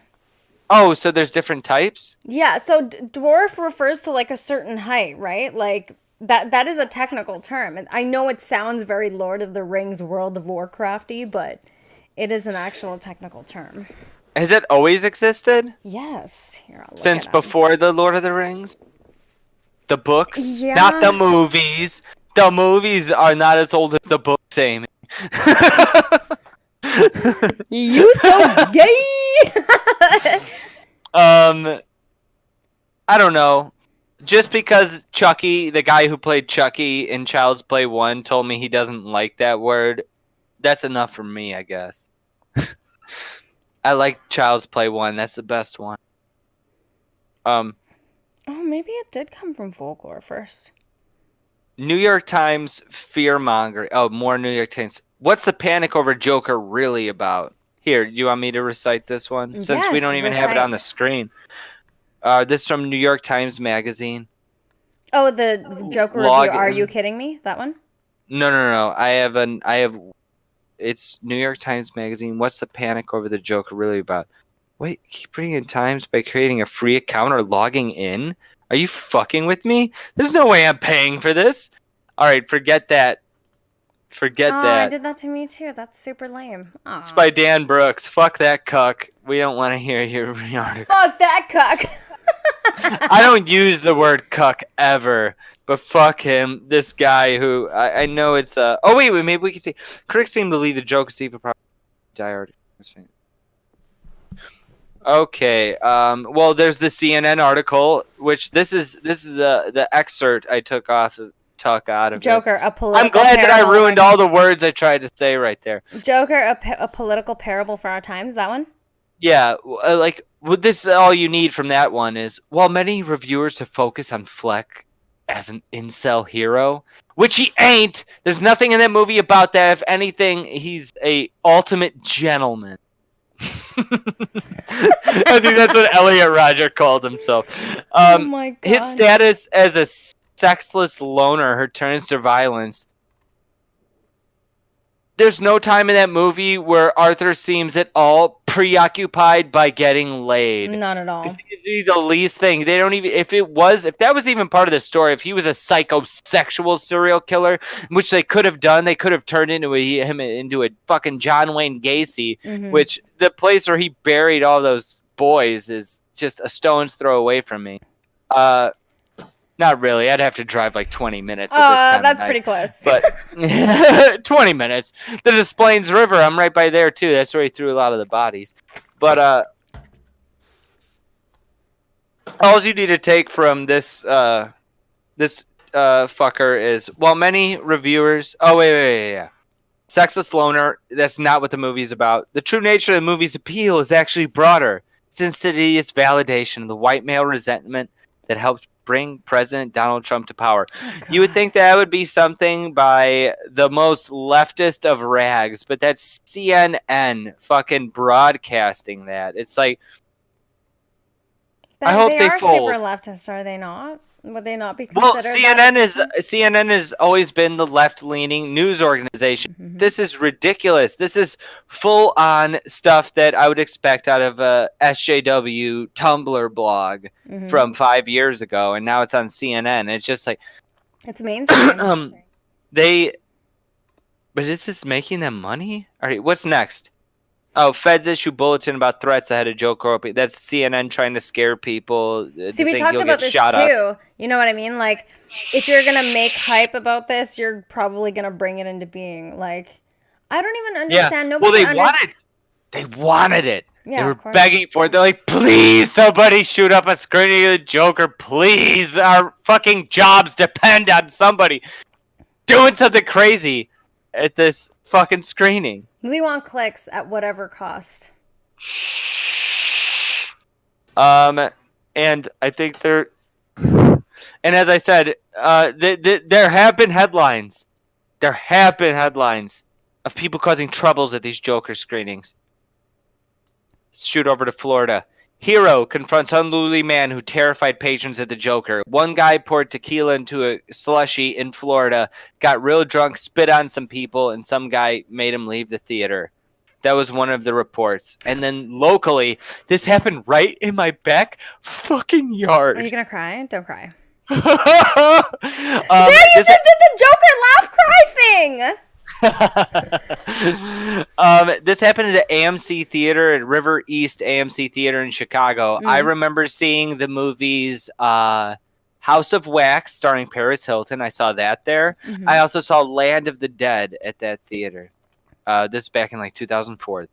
But yeah, a couple of guys were arrested after smoking and causing a disturbance during a screening of The Joker in downtown Chicago. That's news. Okay. So that's all internationally of the trouble that this fucking movie has caused, and they said everyone's gonna die. Everyone's trying to fearmonger, say everyone's gonna die. This is a headline from the National Review. Everybody is Tipper Gore now. Tipper Gore. And if you don't, Tipper Gore is Al Gore's wife. She tried to kill metal and cool music in the early 90s. She's the reason that we have a parental advisory sticker on, well, we used to have parental advisory stickers on CDs, which it backfired and made everything with a parental advisory sticker sell much better. But yeah, everyone's Tipper Gore now. Everyone's trying to shut things down, and I believe that. It's on the far right. It's on the left. I haven't even read this National Review article. It's okay. I believe the headline. Why the Tipper Joker Gore. movie is Look up Tipper Gore versus Ooh. the band Anthrax. Yeah, I think that's all. That's all the articles. This Rachel Miller post is just ugh. I love the ending. God, I'm just sick of the Joker. Shut up. Sick of the Joker. Why? Why are you paying attention to it then? Yeah, it's really, this movie is really shaking up all of the right weirdos, and it's like you're shaking the tree, and oh, there's the problem. These are all the fucking gargoyles who are making everyone's life hell. Anyone who these are phantoms that these people are making up. They're boogeymen. They're non-problems that they're trying to make problems. Everyone prematurely reacting to the Joker should just say wonder, like, entertainment media. What are you trying to ignore in your life that you're making problems of such a little thing, or if that you're making problems out of entertainment and fictional worlds? Your world is so fucked up that you need to take a fictional world and you need to make problems in the real world from the fictional worlds. Yeah. Dude, address your problems. Clean your room. You know what I'm saying? Like, get your shit together. Clean your room. Clean your room, I can't sunshine. Do a Kermit impression. My throat's all cashed. All right, so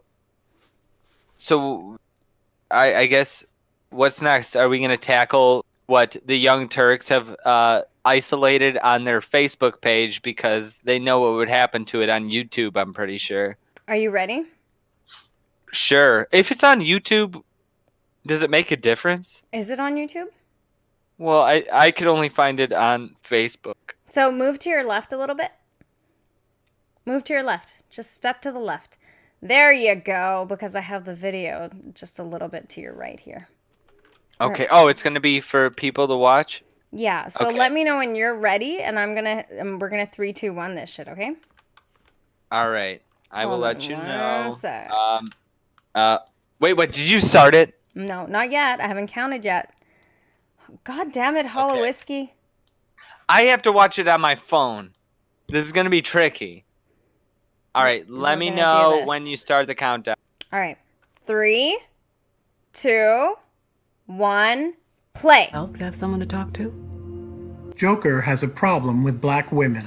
The black woman he wants, the black woman who has the nerve to tell a strange man to leave her son alone. Tell me when to and pause, not one, too. but 2 black women who appear to be social workers or doctors, but either way, just don't get it. This is the last time we'll be meeting. You don't listen, do you? Pause. Paused. Do you see the tone in his voice? They just don't get it. Yeah. It's like they have so much contempt for Joaquin Phoenix, his character in this movie, and it holds the tone of everything that they're unapologetically hate white people more than anything in the world. But all right.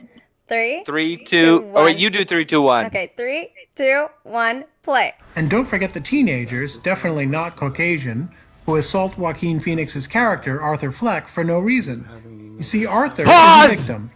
Paused. He doesn't know what the fuck. Definitely not Caucasian. I mean, some of them might have been white. You cannot tell. No, they're wearing hoods and shit, so I don't really know how he said that. Look, dude, if you're gonna assume that they're not Caucasian because they're doing some criminal shit, who's really the racist? Yeah, and also, it's just, fuck. What do you, side note, and just on the TYT and the people who work for them, and you're just like, well, I'm okay with putting all this out on the internet forever about me, about how of a fucking race obsessed weirdo I am. Does everyone at the Young Turks who shows up there and gets a job there, do you think that they show up there obsessed with race, or do you think they're just like, oh, this is the lane that they want to fly in, so I'm gonna fall I in think line? a lot of the people that you don't see in the foreground that are in the background probably are just trying to fucking work and do their job. Exactly. That's something I wonder sometimes. People are fucking weird. Mm-hmm. All right, you tell me 3, 2, 1. 3, 2, 1, play. He's Go. the straight white guy telling women to smile more, or better yet, to laugh at his jokes. You have to What? wonder whether the movie is satirizing white dude victims all over the country, the incels Pause! who can't get anyone to.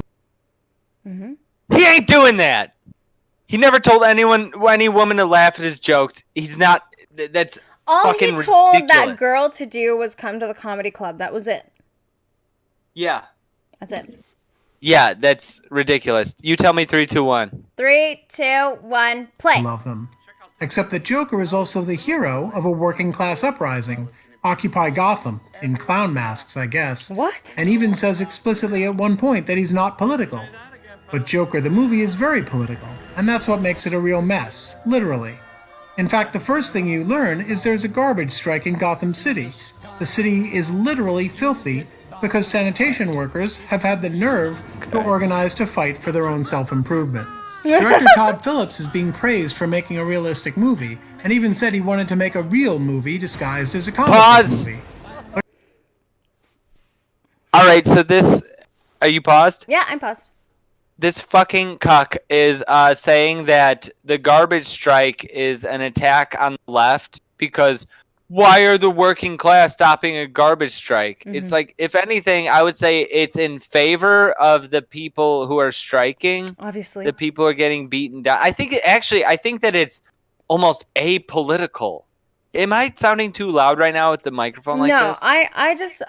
I'm just having a hard time connecting anything in real life politics to anything that's happening. Garbage strike or not, who cares? It's still just a movie, dude.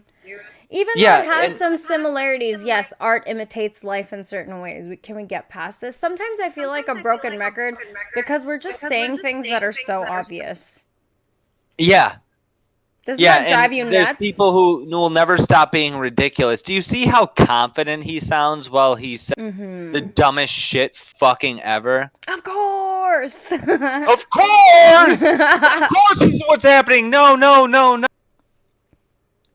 All right, you ready? But yeah, I don't think that this is villainizing people on the left, except for maybe Antifa, but they're not hammering that in there. If Todd Phillips did mean to make the Joker clown mask people seem like Antifa, that was very subtle and maybe completely by accident. But also, Antifa's a bunch of dicks, so whatever. Yeah. All right, ready? You tell me 3, 2, 1. 3, 2, 1, play. But any real person inspired to real violence by this real loser is themselves a real loser who can't tell that Pause. the movie itself. I'm sorry. No, I'm saying, because, first of all, I said this earlier, someone is not going to be inspired to do something by this movie if they're crazy. They're probably going to do it anyway. You are a little bit ahead of me. I need to catch up with you, but I would just wanted to say that Todd Phillips did make a real movie disguised as a comic book movie. Yeah. Would you say that's fair? Yeah. This is the first, because I only go out to these tentpole I mean, things it's for the pretty most part. realistic in like the sense that they do show you a city that's just kind of breaking down, and you see what happens when there is such a disparity between classes and stuff. So yeah, there's elements of reality in the film, but that doesn't mean that it's a direct comparison to the political state of the world now. Sure. But what I mean by real movie is like, I feel like I watched a movie Yeah. instead of like Avengers Endgame, which was a culmination. It just connected this super thing, and not stupid thing, this super big thing. And Martin Scorsese even came out just like a week ago or whatever and said that the Marvel movies are not real cinema. And when I walked out of the Joker, like I feel like I watched a real, just regular movie for the first time in a long time, and I loved it. Instead of this big fucking connected piece of plastic from Yeah, it a wasn't big movie studio. cartoony. You know, like it was artistic. It was more artistic. Marvel is very that's Disney tends to do that to things though. It makes them cartoony and childlike, and it's more geared towards families, I think, where this is not, you know? So there's going to be a difference in the way that those things are. And, like, just look at the colors, right? And this is also the difference between kind of DC and Marvel, is DC is a bit darker. It's a bit more mature. There's way more characters, and, like, there's more... Like, a lot of the heroes in Marvel are more godlike, whereas... Sure, but see, this is the like another thing about the Marvel movies is that they don't give those directors any artistic expression. You see a Marvel movie, you know you're getting it put through this fucking conveyor belt. They're going to be a little bit different things. They're going to like reveal some new cool things to you. They're going to be fun popcorn movies, but there's a reason that Edgar Wright left on the original Ant-Man, because Disney is like, no, we need to do this and this and that. And Edgar Wright's like, no, this isn't how you make a movie. Move so I backed out. Move to your left. Move to your left a little. Take a step to there you go. Thank you. Okay. But yeah. Yeah. They're different. It's different, and you know, both can exist. I love Marvel movies, but I also loved this, and I would like more of both. Yeah, this movie did not give me a very comic booky feel. It felt more like the way the derangement was depicted. It did feel a little bit more real if there was something like this happening. You know what I mean? If that makes sense. Totally. Okay.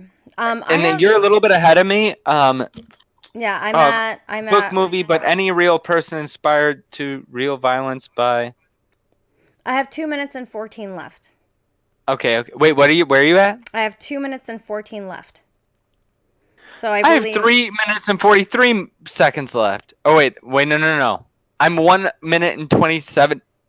Excuse me. 1 minute and 27 seconds in. Yeah, I'm at the same spot. 127. All right, cool. All right, you do give me the countdown. All right, 3, 2, 1, go. Doesn't know what the hell Arthur Fleck is, other than the movie's supreme confidence that he, this poor white male victim, has something important to say about modern times. And by the way, we literally see the real movie Modern Times in one scene. That's how on the red nose this movie is. There's a very simple cure for whatever made-up mental and emotional problems Arthur Fleck had. This movie does not at all show that he has something to say about the modern times. He's just a victim. He's just someone who, like, pretty much like if you tossed a kitten into a dryer, he's just there. He's just there, and it just spit him out in that way. He doesn't have anything important to say. It's just like what. Dude, you're just seeing the guy's life play out. Yeah, that's all you're seeing. What he was born into produced, and it's very, very specific circumstances.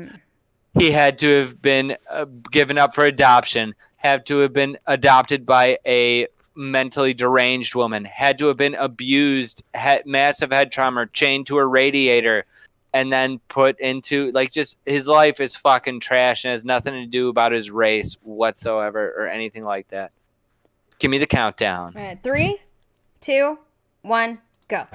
And it's caring about other people in some way other than wanting their laughter, adoration, or other narcissistic gratification. And it's not just Joker who's angry all these black people won't laugh at his unfunny comedy. He's a narcissist. Said he made Joker That's because what he they're can't make hilarious comedies like The Hangover anymore because woke culture doesn't like it when he punches down. So instead of punching up for once, he decided to make a quote-unquote fucking faggot movie, disguised as a comic book movie, but actually realistic, like capital A art. But here's the problem with Joker's realism. Real white dudes don't have Arthur's BS reasons to resent black women. Going off your meds doesn't really Wait. Pause. His His reasons to dislike black women?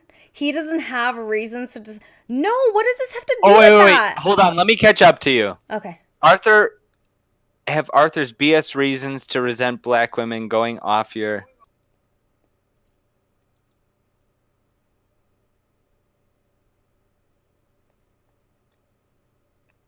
Oh, sorry. Yeah, that's another fucking gigantic reach. And I would love to see a picture of the guy who did this fucking video. Yeah, he sounds like a smarmy cunt, doesn't he?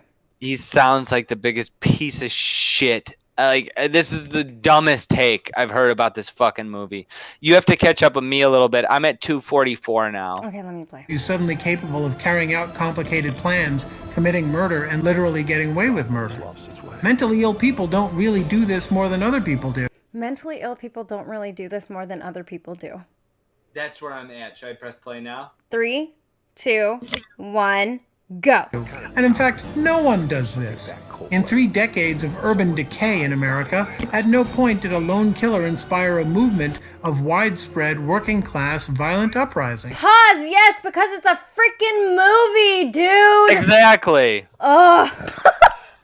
I mean, what can we expect listening to anything Young Turks? All right, ready? Pause. Oh, I didn't actually. Wait, what? I have 47 seconds left. I'm at 2:56. Where are you? I think I'm at 308. All right, I'm going to play this and you pause and I'll get there. I'm still paused. Okay, but you're ahead Wait, of me. when did you pause? I'm at real teenagers generally don't randomly attack grown white men. Oh, I'm at 2 minutes and 55 seconds. Oh my god, and we know that is not... Wait, where are you? 2:55.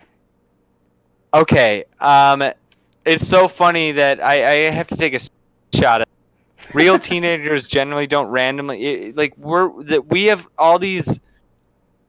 There's just been stories in the news of packs of teenagers attacking specifically white men and robbing them, beating the shit out of them, running over with bikes all over certain areas.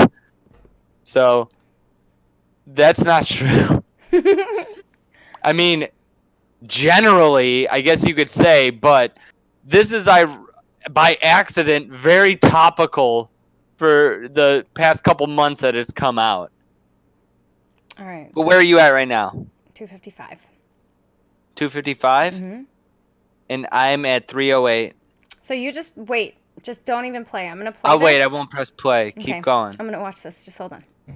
Real grown-ups don't really get physically assaulted without provocation Generally, at that the is rate true. Arthur Fleck does, They don't. suffering Generally, 2 terrible teenagers traumatic don't do beatings in the space of only a But few this is days. something that needed to happen. Real to teenagers the fucking generally story don't in the randomly fucking attack movie. grown white men on busy streets in broad Are daylight. you there? All right. So I just finished where you are. Are you ready to start together Is now? he writing on a notebook? He just finished. I have him paused on the clown face.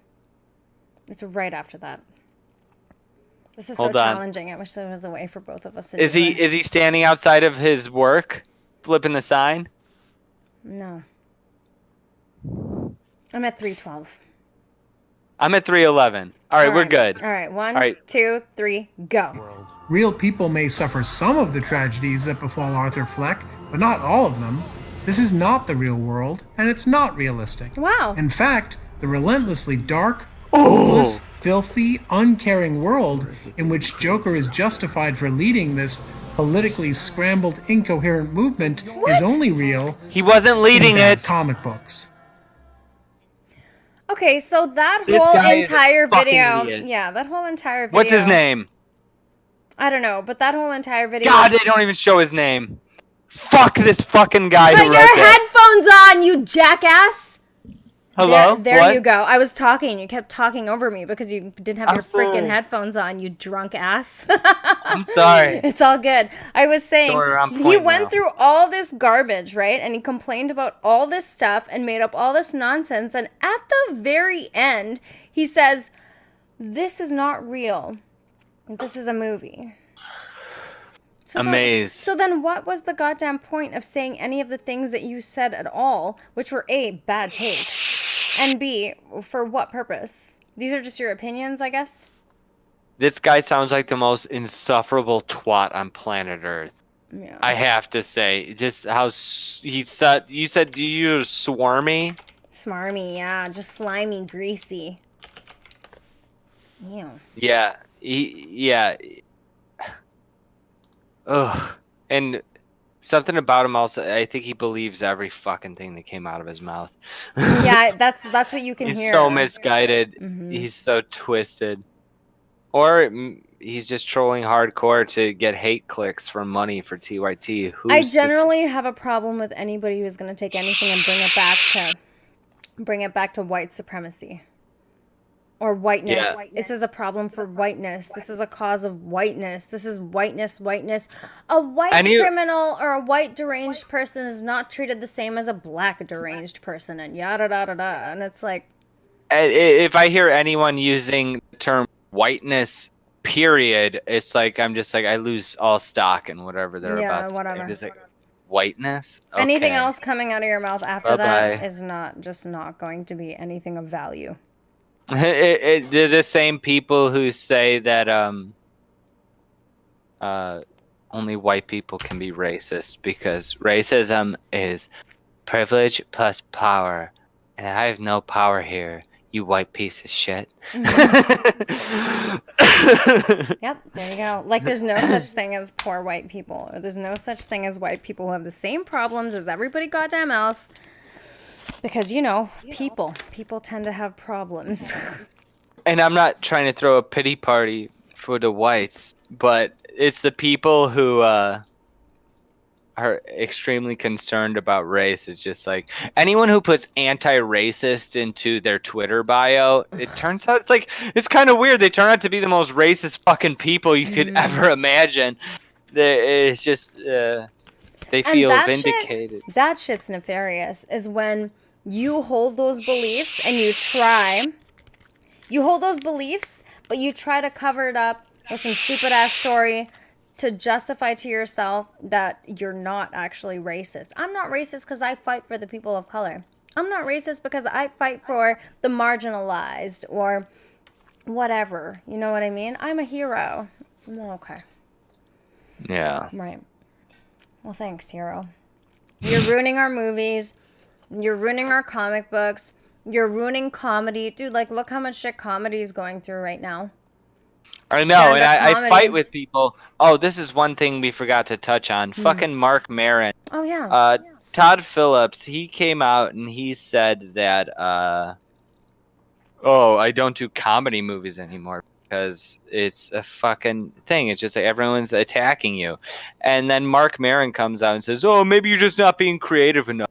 Still make comedy. You still make comedy. It's like, yeah, Mark Maron, you either sound like you're scared because you're in the fucking movie and you don't want that to fuck up your Glow contract at Netflix, or you're just saying to the other like smaller comedians that are getting their careers stomped out and their lives ruined, you're just like saying, fuck you, I got mine. I interviewed Barack Obama on my podcast. It's like, and it's just people I know in real life. They're just like it's like I saw them unironically share that article, and just like, don't you see? It's like I'm so sick of people complaining. I'm like, you weren't sick about people like me complaining when the Christian right was trying to destroy art, but now that it's people who are vaguely on the same political spectrum as you. I'm an intersectional feminist, so we should listen to them. No, fuck them. And I said this, I was looking at our podcast from a year ago, me, you, and Jamie. I said, fuck you. Yeah. Don't fuck with my toys.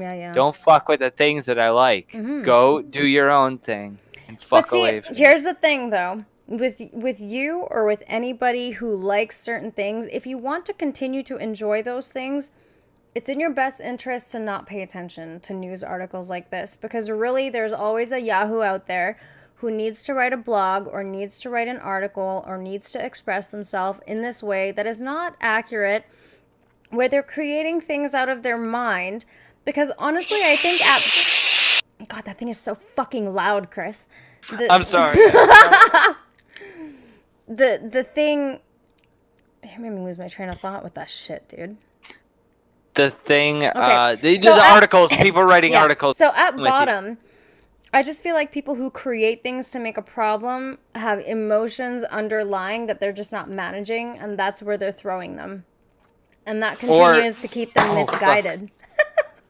You okay over there? Or they don't even believe the shit that they're spitting, No. and they're just trying to get a rise out of you. It could be it, but honestly, I feel like these people who are constantly writing articles like this do believe in these things. And I think they really do think that they're doing good. Like, you have to remember, our capacity for evil is great, and our capacity to justify that evil to ourselves as a virtue is even greater, right? I mean, like, I always bring this example up because it's a good one, but the Germans who were employed to take care of the Jews, they thought they were doing a good thing. They thought they were doing God's work.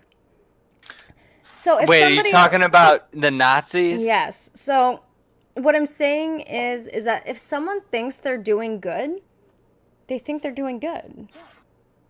Yeah. They think they're being virtuous. They think they have some kind of noble cause. And if you think you have a noble cause and you're going to do this stuff, you're not going to see it as bad. See, And like, they're not even willing to hear how it could be nefarious or negative, because they're just so convinced by their own narrative that they're doing this for the greater good of everybody in the name of progress, when really it's in the name of regression and going backwards, or at the very least staying planted where you are, where you can't go forward or backward. that's how fucking cults work, and a lot of that Nazi stuff, I have to believe it's, it's probably a good amount of brainwashing. Of course. And that's the same thing that goes with cults. Like, people have been convinced to do wackiest and craziest, because they get certain things set in their head. Yeah. It's like, you can't expect every one of us, the human monkeys, to be born with critical thinking skills. Also, just And, the idea that every Tom, Dick, and Harry now has access to a platform via which they can express their opinion. So we just have access to more negative and silly shit on the internet, because this is the wild, wild west of our reality, the internet. If you want to find something bad, if you want to find something that confirms your views, you will find it. And you will find a group of people just as nefarious as you who think that their intentions are good, and they're all pumping each other up. And like I think there's an, I call it the echo chamber culture. I've been thinking about this, right? Like, where you have a group of people and like everybody's just like yes manning each other all the time, and they're all pumping each other up to do this thing that they all think is good that's actually bad. Like, it's, what are you doing? Sure. What are you doing? I mean, it's fuck. A mess. Yeah, it's a mess. I was gonna say something, but it disappeared from me. Oh, I was gonna say that this is the thing, yeah, with people believing crazy shit. I mean, I've heard people like just dragging up stuff that, Timothy McVeigh, the Oklahoma City bomber. Yeah, he was, if you look into him, he was deep into all of this anti-Jew conspiracy stuff, like, and Holocaust didn't happen, all that shit. And that stuff still, like, is floating around. And the thing is, like, you want those people who cling on to those fucking weirdo conspiracy theories, ridiculous shit.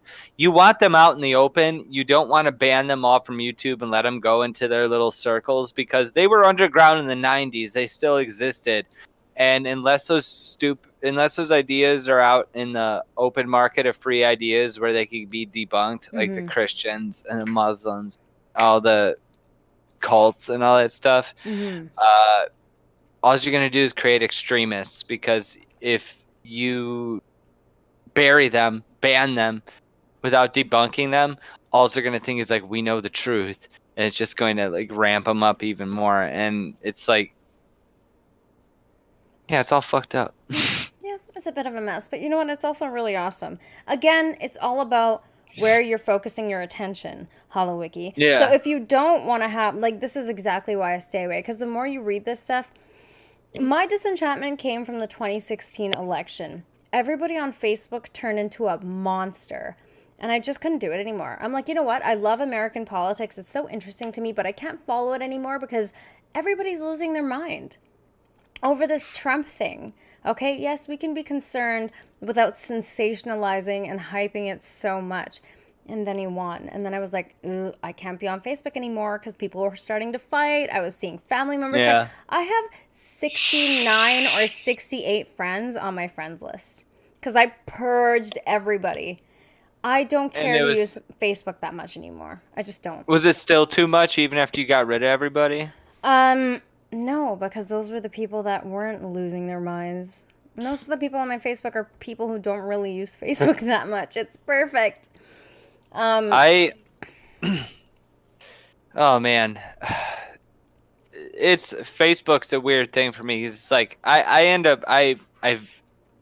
fighting with people on the left way more than I'm fighting with people on the right because I feel like the people I'm fighting with on the left are the people who helped inadvertently cost us the last election, who have helped make the left look like a laughing stock, who jump on any.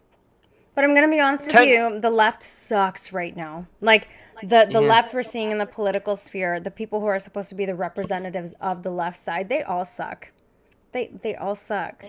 I mean, even on the right, most of the people suck. Most of the people who are running for shit or who are leaders, they suck. Yeah. And, like, now there's infighting. Haven't they always?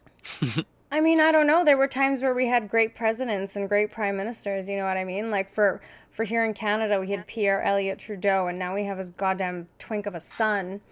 Not exactly. That's how that worked out? It went father to son? Oh, God. I mean, not one after the other. His father was a prime minister a number of years ago. And Justin Trudeau is the biggest creep ever. Like, I could just see right through that fucking weirdo. Yeah, I'm not a big fan myself, and I just don't think he's qualified. I don't know. There's I love that birthday video I made for you with. Oh yeah, it was so good. in the Indian garb. Yeah. Like praying to you with that beautiful rendition of your national anthem. That was so fun. Oh my God, with Butters, you had Butt in your arms, didn't you? Oh yeah, poor Butters. Poor Butt. Yeah. But yeah, I don't think anybody who is an aspiring leader right now, or any of the candidates that are coming up, I just don't think any of them are particularly great. I mean, all of them are fighting amongst themselves right now. Yeah. If I had to put money on it, I'd say that Trump's probably gonna win 2020. He will. I mean, there's some candidates who are way better than him. But the thing is, I just don't think it's gonna happen. I feel like it's not because people like Trump. It's because Trump is a symbol that is antithetical to the establishment. And people like that. Sure. People like that he speaks simply and sorry. No matter what you think about Trump, the thing is, the guy has a lot of social capital. He's very good at talking to people. He's very good at simply expressing himself. He doesn't put on a show. And I think that creates a big disparity because when you had Hillary running, there was something fake about her. Whereas Trump comes off way more real because he's a little bit more simple. He's a simpleton. And most people in the country are simple, right? They want things given to them simply. They have lives. They have shit they got to do. They also don't want to deal with this PC culture. And he's a bulwark against that, whether you like him or not. It's just a fact. I think he definitely, the far left has definitely pushed some moderates over to the right. That's definitely for sure. And they even had that phenomenon with the Bernie Bros. People who are far left voted for Trump anyway. Even though, I mean, I don't know. Well, this is about the Joker. It's about the Joker. I know what you're saying though, but and I think you're completely right. Hillary Clinton did seem fucking fake, and I voted for her. Dude, she put hot sauce. Remember, she's like, "I'll keep." Oh hot God, sauce that in was my the worst. pocket." I was like, "What is this pandering?" Like, you saw the last liberal the liberal debate, right? The Democratic debate, where like No, I didn't watch Canada, it. where like representatives are trying to talk in Spanish and shit, and it's like, dude, just do the debate in English and relax, okay? You don't have to like do this thing where you're like, look at me, I'm speaking Spanish, I'm appealing to the people of color, and I'm inclusive, and it's like, just have the fucking debate, all right? Most Sure. of the country speaks English. We don't know what you're saying in Spanish, by the way. Is it who did that? Was that Some bald the guy from black guy. Texas? Bald black guy. Oh, okay. I don't just even remember. know. Maybe he's not black. This is but out of my had wheelhouse. He had like a mocha skin tone. I remember. And then there was someone else who started doing it, and I was like, these guys are competing to signal who is more for immigrants. Sure. Okay. This is out of my wheelhouse a little bit more than the Joker. Yeah. But Let's go back to the Joker. I see what you're saying. What else do we got to cover about the Joker? How long has this stream been? I have How no long have we been idea, but going? why don't we wrap it up? So, what was your conclusion of the movie? You liked it? Yeah, this might be a good time to do it. No, I think we've been going for about 3 hours. It's 3:11 Central. No, it's part of it was cut off. I had to look lower. I think it's been a couple of 3:17 hours, Central Time. actually. Oh only yeah, we been a probably couple of started a hours. little later. But I think that we've been on this whole time. Yeah, yeah. Like, we've been rolling. hmm That's how we do. I hope that people watching enjoyed it, and if you had fun hanging out with us, check out Drunken Atheist Studio on YouTube. Yeah, please go You check look out up- Chris's channel. You just gotta know how to spell atheist. Apparently, that's the problem. It's at the ist. Drunken Atheist Studio. Just type that in the YouTube bar. You can sub to me right People away. honestly don't know how to spell that word. It's you'd be surprised. No, actually, I wouldn't know be. for a while. I shouldn't be. This was so much fun. Yeah, I'm we'll have glad to that do it this again. all worked out. We had a couple hiccups with the internet connection, but yeah, this is fucking fun. I'd like to be back soon. Yeah, you're welcome anytime. As soon as I have time, dude. My only constraint right now is time. What? My Oh only- gosh, it's hiccuping. I said my only constraint is time. I only have one free day. I took a nap earlier so I could be awake this late. Yeah, I noticed you taking a nap. I'm like, there's a chance that she might just sleep through the night. No. I wanted to hang out. I figured we should do it. It's been a while, you know. I haven't gotten the chance to stream, so whatever chance I can get to do it, I'm going to. Fuck yeah. Well, Yeah. this one turned out. I think it turned out great. Yeah, it was nice I talking could to you. tell. Yeah, it was awesome hanging out. Yeah. And yeah, let's do it again fucking soon. Yeah, okay. So we like the Joker, right? Yes, Joker was great. Everyone who I've heard a lot of legitimate criticisms about it. I'm like, okay, I understand you didn't like it, but anyone who bringing it up about these fucking political issues Mhm. is a fucking we got to send them to Clown Town. Okay, so this is what we got to do next. I plan on watching it a second time. I'm sure you do too. Let's after the second time we both watch it, do a review. No articles, no anything, just pure movie, because we're going to have a better insight this time if we watch it for the second time. Fuck yeah. Yeah? Okay, cool. Let's do it. All right. You have a good night. Everybody have a good night. Thanks for having me. And thanks Hail for watching, Satan! motherfuckers. Stay metal. Hail Satan. And- Hit that bong on Amy's channel for notifications. Yeah, guys. And bye.